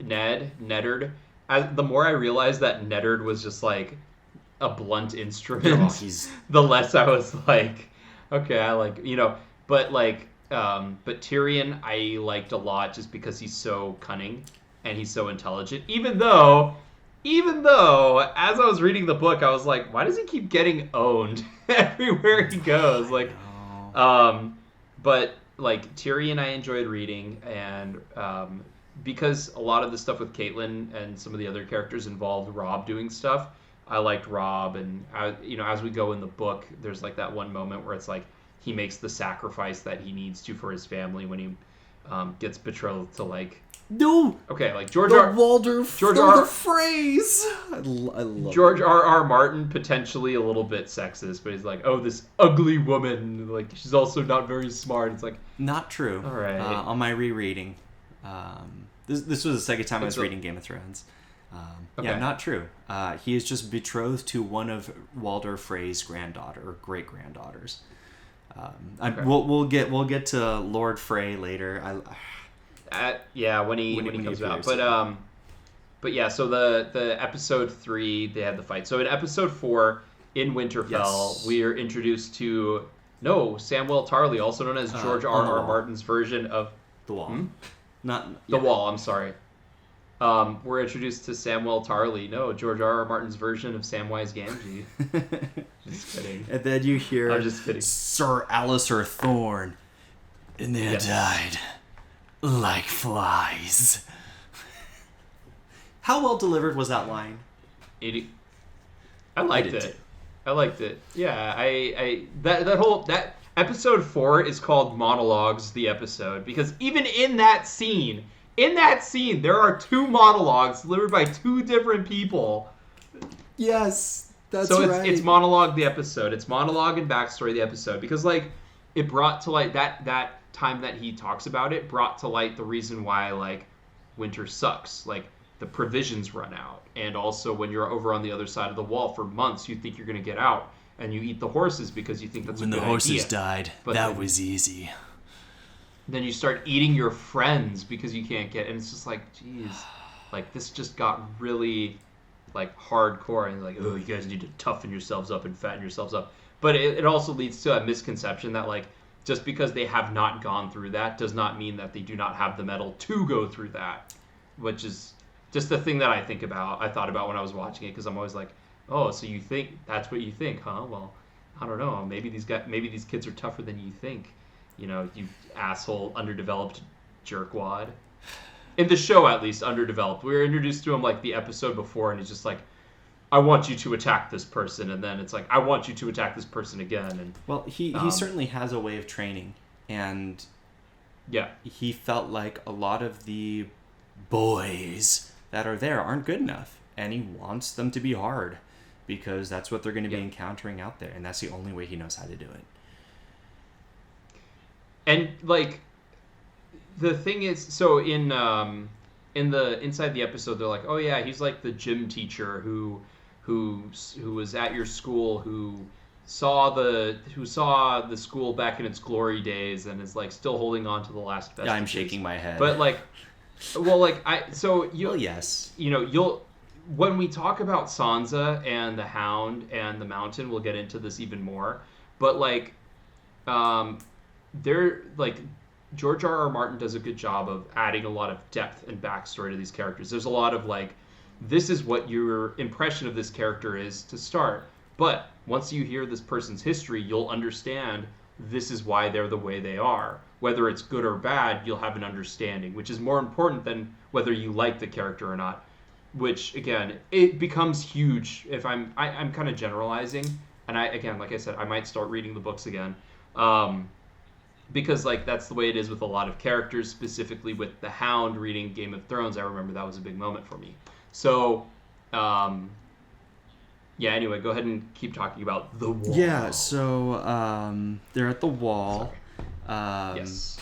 Sam goes up to the top of the wall, and he's very scared, and Alistair Thorne has Jon and Sam on duty of salting the wall, which is the worst job you could ever have on the watch. But I love those scenes on the wall, because the wall really does feel like it's the edge of the world, and everything beyond that is unknown, scary, because of these White Walkers that nobody wants to believe, but they're there. And how do you kill them? They couldn't kill them in the prologue. And it's just, it's vast out there. And, how do you kill that which is already dead? And by the way, how did the wall even get there? That thing's 700 feet high. How did they... What's the history behind it? I mean, you know, these are characters that are in this world that has a history of 8,000 years, you know, and they just assume that it... Well, they bring up... I don't know if it was in that episode, but they bring up the idea of like, you know, from a different perspective, like Robert Baratheon is like an upstart yuppity rebel who slayed all of the good people and took over. But now we see him as our king. Like, history is written by whoever, you know, the old adage, history is written by the victors. So it's like, I mean, I don't know. I thought the wall was built by like the people in no Easteros, but I have no idea. That's an excellent question, Lucas. I never even thought about like who built that giant wall and how. I mean, that place is cold. Do they build it in summer or winter? Do they have to like hurry? I mean, that thing is, it's monstrously large, and it's monstrously wide. They've got, I can't remember the exact number, but I think it's 13 towers that span that wall. I've got like a book of maps, or not a book, but I got a bunch of maps. I could probably look that up, but they have, and even the more recent books, they have better maps in them, but sometimes they're so tiny. But they have like 13 towers: Shadow Tower, East Tower. I mean, they got a lot of towers. Maybe it's 12, but they can only man like 3 of them currently because of how few numbers the Night's Watch have. And that's very scary. You have to protect the realm from the threats that are beyond. Like, no, Mance Raider.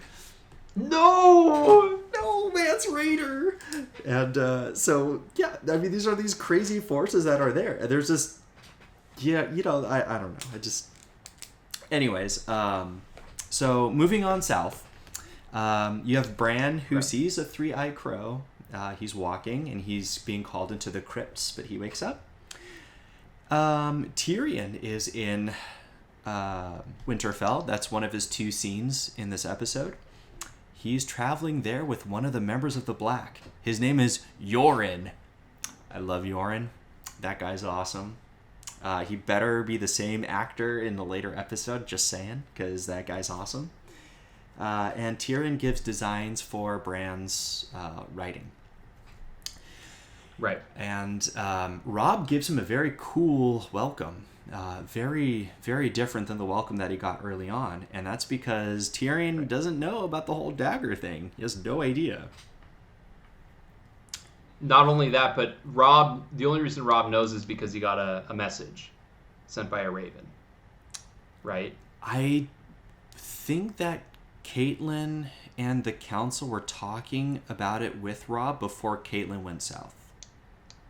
But Catelyn didn't find out that it was Tyrion's until she was already in King's Landing. Oh, so I think she sent, because Petyr Baelish, no middle finger, told her, and so she was in King's Landing. So I think she sent a raven up to Summer Rises, Winterfell, and that's when Robb found out, which is why Robb was being cold to Tyrion. Or at least under the assumption that he shouldn't trust him or something. Sunder Raven. It was my assumption.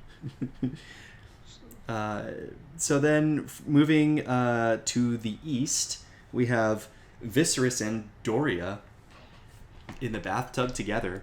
And this is very interesting.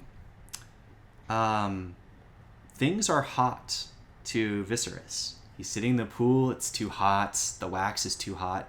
And yet, early on, it was mentioned when Daenerys was walking to the pool, oh, don't go in there. The water's too hot. And it was scalding, but Daenerys went in there and no problem. And she was fine. Viserys, things were too hot for him. Too hot. But that wouldn't happen with Daenerys. So, I don't know if that might have been a liberty taken by the show. And if it is, it's a good liberty. And it's very, very minor, very subtle. My wife noticed that difference right away on her second time through watching the series. She's like, and it's like, oh, wow, great observation. So I thought that's a good little detail. But then the best part about there happens later on when Viserys was attacking Daenerys, and Daenerys, I think, were they in Vase Dothrak at the time? I can't remember. Yeah. Okay. Not mentioned. Yeah, they're in Vase Dothrak. Not mentioned in the show, or maybe it was, but you're not allowed to have no, weapons. Yep. No weapons are allowed in Vase Dothrak. No, it wasn't. Yeah. No, it wasn't mentioned. Because he slaps her, right? Right. He doesn't have a weapon, I thought. He doesn't. But she grabs a bunch of medallions and hits him with it. And then Rakero comes in with his whip and whips him around the throat. No, that happened in episode 3. That's right. That happened in episode. That's right. But this time Daenerys fights him off on her own. Thank you. Yes, that's right. Yeah, and then that was awesome. Yeah, and then she's like, she fights him off, and then she's like, "I am the queen. I am Khaleesi." To which then 1,000 kids were then named Khaleesi. Okay, it's another pet peeve of mine. I remember when this show came out, and everyone was like, "Oh, Khaleesi," and I was like, "Oh my God, stop." Well, she's pregnant, and she's got to protect her baby. Yes, that's. Yeah. It's a lot more graphic in the book. He's going to cut that baby out of her, and that's what he says. I don't think they say that in the show, or maybe they're saving it for a later episode. But yeah, no, he was full on I am going to just. Yeah, it was. Maybe he says it a little bit later on, but she. That's when she has that protective instinct. That's where. You get hit, you get hit, and finally you're going to hit back. And that's when she did it, and it's so sweet. I don't know if you had any words on that. Yeah, I don't know. Do you know what has Daenerys done so far in A Clash of Kings? Oh, I don't know. I figured we would talk about that when we got to... I need to before I tell you something that they talk about on the inside of the episode. Really? They spoil something from Yeah. Clash, huh? No, well, they talk about something that I know, like, as far as she's concerned. I guess they started teasing it where she's talking about like Go ahead. the servants and the slaves and stuff like that. They talk about how she's slowly realizing like, oh, she doesn't like slaves, and she's relating it to herself, and so that's one of the big character things for her is she's That happens in Game of Thrones later on. Yeah, that happens in the first All right. one. So yeah, so they're talking about teasing that in I think they teased it in episode 3. That was a good tease. I like that. Again, another set of monologues when they're in the bathtub together, Viserys and what's her name, Doria. Doria, and they're both getting like super turned on by talks. Doria. They talk about dragons and like the back history, and I like all of that stuff. I like when they do stuff like that in the show, even though it's very monologue-y. Like television is kind of like the only, like television and plays are the only area you can kind of get away with that. Like in a movie, you don't want to have them talking that long about something and just like expositing that much. I thought that was a great scene. I thought it was a great scene too. Minor yeah. characters explaining context is a great device. Even though it is a POV, it's a POV liberty, which I don't love. But yeah, I don't have, again, that was, Daenerys only has one thing to do every episode. That was the whole, like, that was her just 5 like, minutes. She's becoming Mama Bear. Yeah, that was her 5 minutes. And then we travel to King's Landing. And I'll finish my little summary. Arya's balancing. She's working on this. Next, she'll have to catch cats, which in the books, there's one cat that she cannot catch. It is a black tom cat with a ragged ear, and it's probably going to happen in a later episode because it leads to something important. But there's that cat had been there for like during the Mad King's reign, so that's like a Targaryen cat. Anyways, I'm more on that when we get to that episode. Next of our podcasts.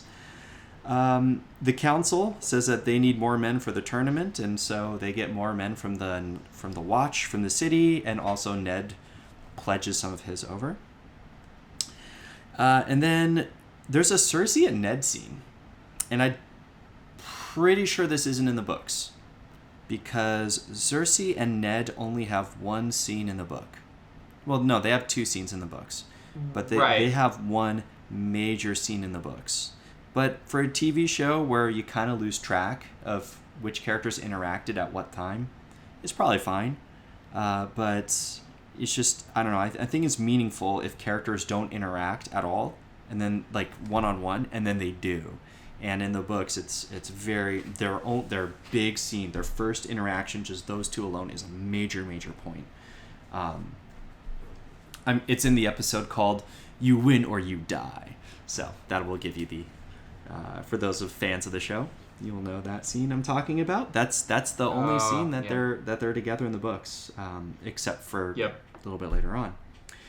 Then they do the tournament, and I got a couple words on the tournament scene, and I forgot how the episode ends.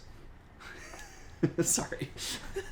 It's okay. I did too before I was talking to my brother-in-law about it, and he was like, "Do you remember what was the ending?" And I was like, "Yeah, it ended." I had to jog my memory because I thought it ended at the tournament, and it didn't. It ends at the crossroads where. Thank you. Yes, that's right. That was Tyrion's other scene, Caitlyn's only scene. Yep. And that inn is actually plays a role in the books. That inn comes up time and time and time again. You won't notice it in the show. But the innkeeper, because it just looked like King's Landing. Yeah. Like when she walked into the inn, I was like, "This is King's Landing. What? Why? How did Tyrion get to King's Landing already?" But it's not. It's a different spot. Right. It is. It's in. I forgot exactly where the inn is. But yeah, it's this weird inn. It's in this weird spot. It's by Moat Caitlin, in case you want to see on the map. I'm pretty sure that's where it's by. Not to be confused with Caitlin Stark. No. And the owner of it, the innkeeper, she has red teeth because she kept chewing razor leaf. We'll see if we see her hanging body later. If the show's creators bring this in back, if they try to keep the location set right. But yeah, and what'd you think about that where Tyrion was standing looking around with all the swords pointed at him? I remember I had forgotten that this happened in the book. I remember that Tyrion does get captured by someone, and then he gets captured by someone, and then after he escapes, he hires a bunch of cutthroat swordsmen and has a war axe or something, or a battle axe, and he's traveling down the plains, and I was like, this is the closest it gets to that sort of adventuring questing thing in the whole book. I thought it was kind of goofy, a little bit out of place, but I enjoyed it. So I forgot about this completely. I like how it ramps up, and it's a better ending than episode 3 was, where it just randomly zooms in. It made me interested in watching it, kind of. You did miss out on one thing that I think is of significance, but I'm not sure. In King's Landing, Eddard questions the blacksmith's apprentice, the Book of Lineages. Realizes that it's I'm assuming. So I have the synopsis pulled up here. I didn't remember Gendry at all from when I read the book, but it says that it's Gendry, and I was like, oh, because Caitlyn, what's her name? Cersei talked to Caitlyn about losing her first child in birth, which, if I remember correctly from the book, I'm sorry for people who are just watching the show with us, but I doubt anyone is. If I remember from the book, she purposefully got rid of the kid because she knew it was Robert's kid, and so she got rid of it so that it would be Lannister, because she knew that all of her children born afterwards were Lannisters, which they tease because Eddard gets the book. So that's how Jon Arryn knew. Yeah. But I thought I'm assuming that Gendry, when Robert Baratheon talks about that one, they have that scene where he's talking. I don't know if it's in the 3rd episode or in this episode. I think it's in the 3rd, and he talks about how there's one woman that he remembers. And I thought that the woman he remembered was the mother of Gendry, based off of what they had said. But not sure about the yeah, mother. Eddard is like, oh, it's Robert Baratheon's bastard. So I was like, oh, okay. I wonder if I don't remember him. I wonder if he has anything to do with the rest of the books. The great Mark Addy. Could you believe he ever looked like Gendry? No. I'm telling you. No. You look at Gendry and you're like, yeah, he looks kind of like Bruce Wayne. Boom. Done. I'm telling you. Get a fat Bruce Wayne. Or get, how you have fat Thor in Endgame? Get fat Bruce Wayne. Or just get Christian Bale to put on a fat suit. Actually, Christian Bale would put on or Henry Cavill to be fat Henry Cavill. He would be the perfect Robert Baratheon. He'd be so perfect. But they'd probably get him to play Ned Stark, and he'd be darn good at it. He would be good at it. I don't want to actually get into the whole Cersei thing. We will later. Yeah. We'll use that as one of our teasers. Put a pin in it. We'll have a teaser for our next podcast. I think this was the other episode where they had a scene, and it was Jaime and Neddard's squire or whatever, and they're talking about how they knew each other, and Jaime was like, oh yeah, we were in that one battle together. Right. That's right. Jory Cassell. While Jaime, and Jory Cassell. I call him Jory Cassell. He's Roderick Cassell's son. Cassell. That was when Jaime had to be guard outside of Robert Baratheon's bedchamber, as Robert Baratheon was having sex with people other than Cersei, and I was like, oh, there's the booby quotient, because some random women ran out with with their hands covering their boobs, and I was like, okay, well, there's sure, that. Wake up the audience. Yeah, and that was not, if I'm not mistaken, that is not in the books. That's a liberty that they took, but they to kind of show how lecherous the king is, but also to kind of flesh out Jaime, who at this point, you would have to assume that Jaime is kind of seen as a bad guy based on the show, based off of what they have. Yes. Maybe trying to soften his edges a little bit and show no, he actually is really good with the sword, and like he's a valiant fighter, and he fights for men and stuff. Bad guy, but not supervillain, because there is no supervillain, right? There's no. Right. This is where it kind of goes away from the fantasy tropes of having the Dark One or Mordor and Sauron. Having a great big bad guy. It's just politics. Right. You brought great points there. The Book of Heraldry is, what in the world would they want out of that book? I wonder. Yeah, what can you figure from that? But you and I both know something important. So he puts half of the equation together. He puts the other half of the equation together later. But good for Neddard working on the. Because remember, Eddard Stark, blunt instrument, meat and potatoes, not the brightest tool in the shed, or not the sharpest tool in the shed. He's actually sharp, but he's not good at manipulating, and he hates to be in this world of. Yeah. And who wouldn't? I would hate to be in that world too. He's sharp enough, but yeah. You said it. He's not built for this. He's too blunt and direct, which ends up causing a lot of it causes a lot of problems in general, but it'll end up causing him a lot of trouble soon. All of those Starks, they're all the same. Almost all of them. Okay, so is there anything else you want to talk about before I get into this episode a little bit? I was wondering if I didn't know if you were going to head to the tournament, but that's my only other thing I'd like to. I was. All right, you want to go let's first? Talk about the tournament, and then I'll follow up. Yeah. So in the tournament so you've already been introduced to the Hound. I remember in the book being introduced to knowing about the Mountain and knowing about the Hound, and then in the tournament you see the Mountain and you see another knight on the other side, who I'm guessing in the book is a little bit more fleshed out. But in the show, he's just they're like, oh yeah, this is Jon Arryn's squire. Look at how far he's come. And then he gets a lance to the neck, which I guess was supposed to seem both accidental and on purpose. Like you could mistake it for being on purpose, but also it may be accidental, and the significance. Well, that's what I think in the show, and it's like, oh my gosh, this Mountain guy is ruthless. And then they're like, yeah, he is ruthless. You know how ruthless he is? Do you see over there the Hound? It's his younger brother, and they go into the backstory. That was the only monologue that I felt came off really clunky. Like, why are you telling her this, and why are you telling it to her right now? Because I remember in the book being more significant.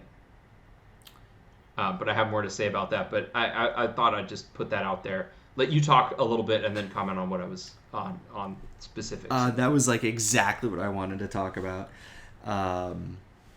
So let's first talk about the Hound. That seems to be something you're interested in. So the Hound and the Mountain that rides. By the way, the Mountain that rides scares the living tish out of me. Seriously, it scares all the living sugar honey iced tea out of me. It's just he is fearsome, he's scary, he's evil, dark things happen around him. But if I'm not mistaken, in the book, wasn't he seen as he's people liked him. He was like a champion. The Mountain? Undefeated. No. Yeah, he was intimidating and scary, but people didn't find him as scary as the Hound just because the Hound looked terrible. No. The Mountain scared everybody because words were leaving around what's going on in his keep. He's on his third wife, and the other two died mysteriously. So the Mad King has Prince Rhaegar, and then there were Daenerys and Viserys, and I don't have the appendix in front of me, so I can't see it all. Well, let me see if I can pull it up. But there's a couple of babies too. And the one that killed the babies was the Mountain that rides. He grabbed them and he smashed them on the wall. And how do you make something mature? You make some horrible things happen to kids and babies, and no, I know it's hard. It's terrible. I mean, he writes about it in the book, but like, exactly, that was the exact reaction that I got too. Like, oh my gosh. Yeah. Well, their name. I guess the names aren't important, or their lineages aren't important. They're in the appendices. But yeah, that. Okay. So you got the wives, and then you got the baby killing. And he's big, just huge. Scares me. Just, I mean, that's and those are that's what everybody knows, and they want to see him because he's big and scary, and yeah, he's in the Lannisters. He's one of the Lannisters' bannermen, retainers. I'm not quite sure. Okay, but that's it. And here you kind of start to see regarding the Hound. You start to see kind of a strange relationship between Sansa and the Hound in the books, because in the show, Middlefinger tells all the backstory, but in the books, after the tournaments, the Hound is drunk, and he tells Sansa that, and he tells Sansa, if you tell anybody else that story, I'm gonna kill you. And it's, or maybe not exactly that, but something like it. About the death, so that was from Sansa's perspective. Well, just quickly on that. I remember reading the book that there was like a line in there that like Sansa had more respect for the Hound, and like I, as the reader, did too. I was like, oh, the Hound is not a bad person, even though he seems really rough around the edges and really mean and tough. It's like it's because he's had a terrible upbringing, and that's something that you don't get in the show. In fact, you barely know who the Hound is. You barely know the Mountain when they tell you that, because he had 2 scenes, and then the Mountain appears, and you barely know anything about the Mountain. So that's, again, I'm sure as the show goes on, we might get a better sense of them. But what the heck? But all right, go ahead about the but death. Probably all these details too are like why it's hard for some people to read the books. You know, I understand. There's so many details, so many characters, so many backstories, and it's hard to keep them straight. And with a TV show, you that's the one advantage of the show, is that you can put, it's easier to track the characters, but now you're missing out on a big chunk of stuff about them. Or you fill them in as they, a little bit later on. Maybe the viewer doesn't need to know this at this point. Maybe they can learn about it later. I mean, we don't know anything about Rickon's Shaggy Dog. His direwolf. Yeah, Shaggy Dog. We don't know what Jon Snow's direwolf's name is. We don't know what Rob's direwolf's name is. So we're on direwolf watch here, guys. Direwolf watch, yeah. Rob with Grey Wind, and Rickon with Raggy Dog. Raggy. Shaggy Dog, my favorite part. No, so about the death. Yeah. In the book, it's almost like, well, there was one unfortunate part that happened in the tournament. So there have been like 2 pages of what's going on in the tournament, and then it says one unfortunate thing happened in the tournament was against the Mountain versus Sir Hugh. Jane Poole, who's next to Sansa, that's her friend Jane Poole. Her dad is Valon Poole, who's pretty big with Neddard, but okay, anyways. But not important in the show, apparently. Well, Jane is mentioned. I caught she's mentioned. Yeah. Oh, hey, Jane watch. Bing, bing, bing, bing. Good for them. Yeah. Bing, bing. Jane Poole wept so hysterically that Septa Mordain finally took her off to regain her composure, but Sansa sat with her hands folded in her lap, watching with a strange fascination. She had never seen a man die before. She ought to be crying too, she thought, but the tears would not come. Perhaps she used up all her tears for Lady Anne Bran. So, just to get you a little bit into her mindset, the young knight in the blue cloak was nothing to her, some stranger from the Vale of Arryn, whose name she had forgotten as soon as she heard it. And now the world would forget his name too, Sansa realized. There would be no song sung for him. That was sad. In the show, right, in the books, pretty much exactly what happens. The lance hits the shield, and it bounces off, and it hits the guy in the throat. And then they describe it in the books like that. But In the show, Arya's watching. Arya doesn't want to be there, by the way. That's like boring for her, being like a lady and sitting there. I don't even know if she's in the scene in the books, to be honest with you. She might not. She might have ran off. But yeah, Sansa in the show is just like, oh my gosh, like he just died in front of me, and oh my god, horrible, horrible, horrible. And of course, in the books, it's like strange fascination. Like, oh, huh, that's interesting. As only a 13-year-old who's totally fancy with princes and knights and the songs and the stories.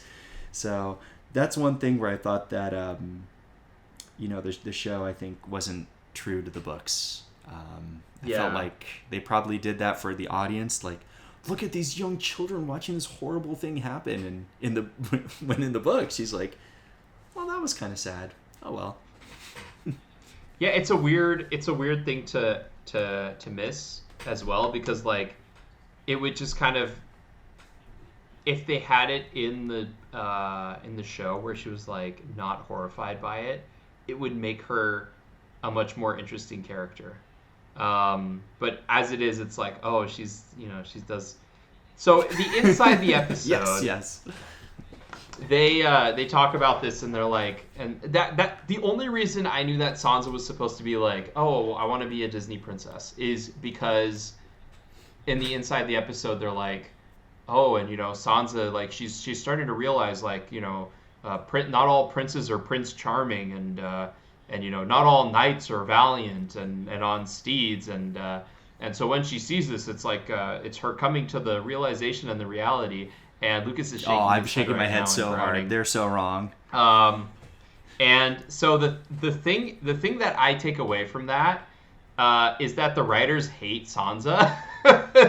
Like, let me put it to you, or they don't understand her. And let me put it to you this way. The Arya in the book comes through on the screen. Like, you get a real sense of like, oh, Arya wants to be a fighter. She wants to have adventures. She's a tomboy. You get that very clearly, and when they talk about her, they talk about the nuance. When it comes to Sansa, they're just like, oh, well, she's like a 12-year-old girl, and 12-year-old girls like Disney princesses, right? And all girls who like Disney princesses all like Prince Charming, which is not the case. They want, all 12-year-old, like all Sansa wants to do is live at court and be part of court. And I just get the feeling that they don't like Sansa. Well, that's true in the books. That's all she wants. I know that's all she wants, but the fact that like there's a thing where she's like looking at this person die and she's like, I don't know this person's name. I will never know this person. Maybe I do have a little bit of a cold heart there. The fact that they miss that is kind of like, do you not understand? Like, and the other thing is, like, again, if the writers didn't explicitly say, oh yeah, Sansa likes all of the princess and the Prince Charming thing, because I never got the Prince Charming thing from like, oh, she wants to be with Prince Charming. Like, the fact that they think of her like that and they underwrite her as much as they do, where they're just like she has chapters devoted. We know what her internal thoughts are. We know who this person is. Why is she getting less than like 5 minutes of screen time every single episode? Why is she only getting these things? Why didn't you develop like the relationship, like tease the relationship better in episode 3 and then execute it in episode 4 to show that she is afraid of the Hound, and then she is becoming like at least curious about the Hound, and like, oh, maybe people are more complex than I thought. Like, why are you failing to do this properly? And like, again, episode 4 was my favorite episode so far, like just in the execution of it. But it still comes off, and listening to D&D, David Benioff and Weiss talk about Sansa, it's just like, you guys don't seem like you understand these characters. You guys just seem like you wanted to tell one part of a story, and you don't care about Sansa. And like, I don't know, it upsets me a little bit. That's interesting, because where I'm at in Clash of Kings and in Sansa's story, it's all these characters, they grow a lot, and I think the character that has the most growth is Daenerys and Sansa, and to some extent Robb. Robb's not a POV, but he So obviously all the characters start from point A and then they get to point B and they have a big character growth in there. But that's where I think Sansa has like a major. I mean, it's just it's her story is yet to be told. So if the characters if they're underwriting her, it's because that her story, the major turning points of her character are yet to come. That could be. I hope that's the case. I'm giving him an excuse. I know, and I just like. I'm interested to see what they do, where it goes, that sort of thing. I just listening to them talk about her, it just seems like they're like, she's beneath us. We don't care. We're not gonna do much to. I don't know.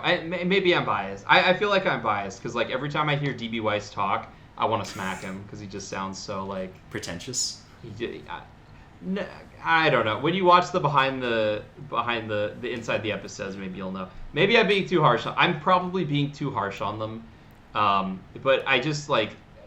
It sounds like they just want to restate what is obvious to the episode, or give us backstory that they should have had in the episode. Realize that they didn't and are giving us background on it. Like, there are ways, because like we were talking about, there's all of this backstory. There are all of these ways to do things where you can show it or allude to it without having people explicitly talk about it.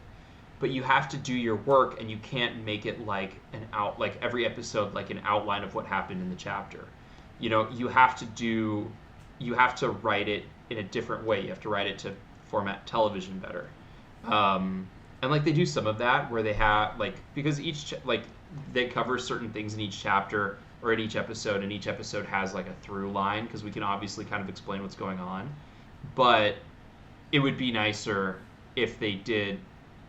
If they took a little bit more time, like at least one more pass of the script where they're like, this is everything we've covered in the whole book on each episode. Now we need to go back and pepper in a little bit of better detail because we're missing something here. Like, we're not explaining something. Oh, we didn't set up the mountain right. We need to get him in there in the second episode. So by the fourth episode, when he shows up, you're intimidated by him. That things like that they're not doing in the episode. And I hope they start doing it in season 2 onward. But that's one of the reasons why I don't think it sits well with me. It's like, granted, I was hoping for perfection, and I got something that's pretty good. Like, obviously, it's pretty good, but because a bunch of people watched it.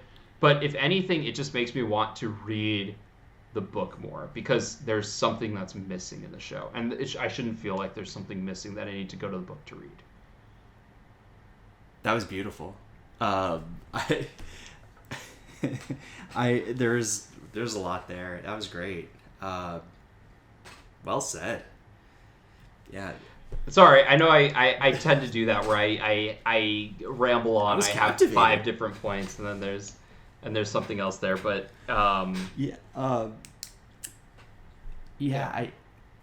setting up the mountain. I think the only way that it's hard because when you read it, I'm just using it as an example. Yeah, when you read it and you see it in the show, I don't think they set it up very well either because in my head the mountain was huge and fearsome, right? But in the show, you see it from Sansa and the king's perspective. You're looking down on them, and so you don't quite see the height difference. Like you see the height difference, but it's not as staggering. I mean, I'm no film person, but I felt like if you did a worm's eye view or more of a direct view where you're looking at the mountain, you're like, whoa, that guy's like 2 heads taller than the other guy. That's and way wider and just huge. And I didn't like that they showed his face. The mountain is so scary to me that he's faceless. Like that's, but that's me. Yeah. But see, those are directing things. Like those are things that like to your point. Like because I haven't really talked about direction much in the show, but like that's 100% an excellent point. Because as a director, one, you need to know your source material, and 2, you need to tell it cinematically. And like things like that, like, oh, we could make the mountain more intimidating if we never show his face. Boom. But the actor needs to get paid, so the actor has to show his pearly blues. But like you're right, like don't show his face, and shoot it from, make him look imposing. There's easy ways, like you said, low angle shot as he's coming in, or show them standing side by side and have it as a low angle looking up at both of them and show him towering over. These are very easy things to do to make him look more imposing. Like they have him in black, which is fine, and even like part of me thinks it might have been a time thing. Mm-hmm. Like they had to make their hours, and so they didn't have time to film the joust as well as they could have. Also, it probably was hard to film, but like find the points in your. I don't know. It's a good reminder, like when you're making something, to find the points that you need to take time on, and make sure you prioritize those. Find the things that you can shoot faster, so you can cut down the process and make the parts that need to be effective more effective. My thoughts too also is that the person that died was Sir Hugh. Oh, poor Sir Hugh. Just funny note that my wife recognized is that it's played by Jefferson Hall, and of course he dies by the mountain that rides. He also dies by another mountain. In Halloween 2018, he was one of those legal podcasters that Michael Myers killed. So he had 2 pretty cool death scenes. Yeah, Sir Hugh. Good job, Sir Hugh. Is that Hugh of the Vale? Yes, Sir Hugh of the Vale. That's okay. Right. That's him. Yeah. To your point earlier about it, where it looked like, was it an accident or was it on purpose? The way jousting happens is that's just the way it always is.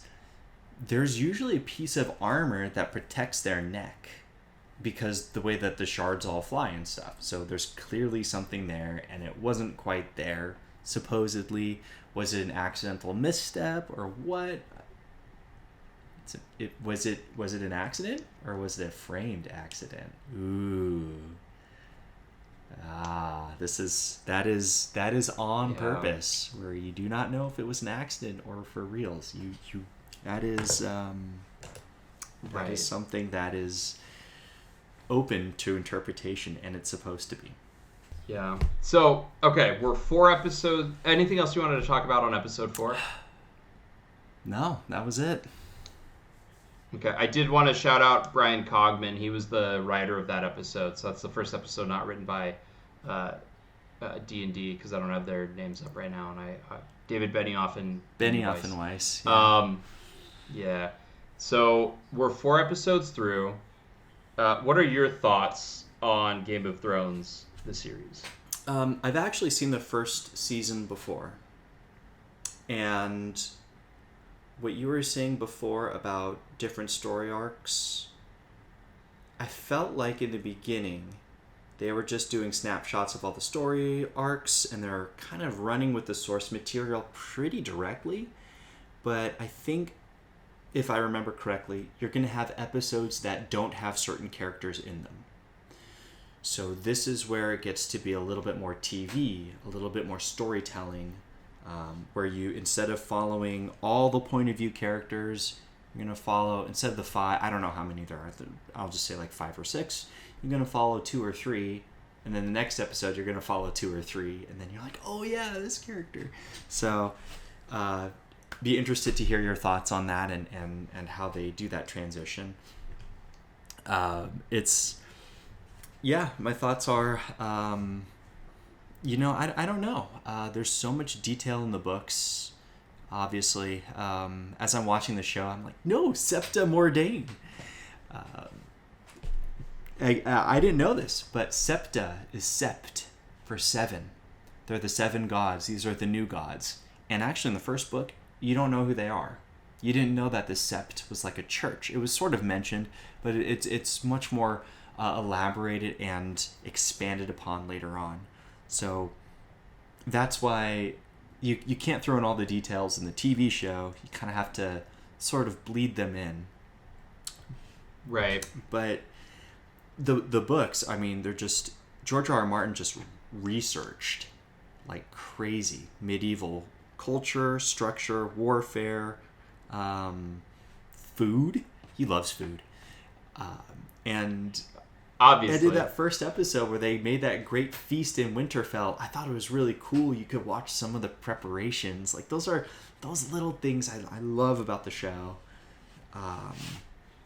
Yeah, like when they were cleaning the, or I guess they were icing or salting the tables. Yes. In episode 4. Yes. I like that. I like it when they're living in the space. Yes. Yeah. I want to share my thoughts about the books, but I think I'll save that for our second episode. About how I was so surprised at how different it was from traditional fantasy. So I will save my thoughts for that for the second episode. And yeah, we can actually talk about that on the second episode and talk about how the show circumvents a lot of like traditional fantasy shows like The Legend of Hercules and Xena Warrior Princess and Legend of the Seeker and all of those. Legend of the Seeker? Yeah, we can do that next time. No, there's like a show called like Legend of the Seeker or something. It's not to be confused with The Seeker, The Dark Arisen or whatever it is. Son of a seventh son.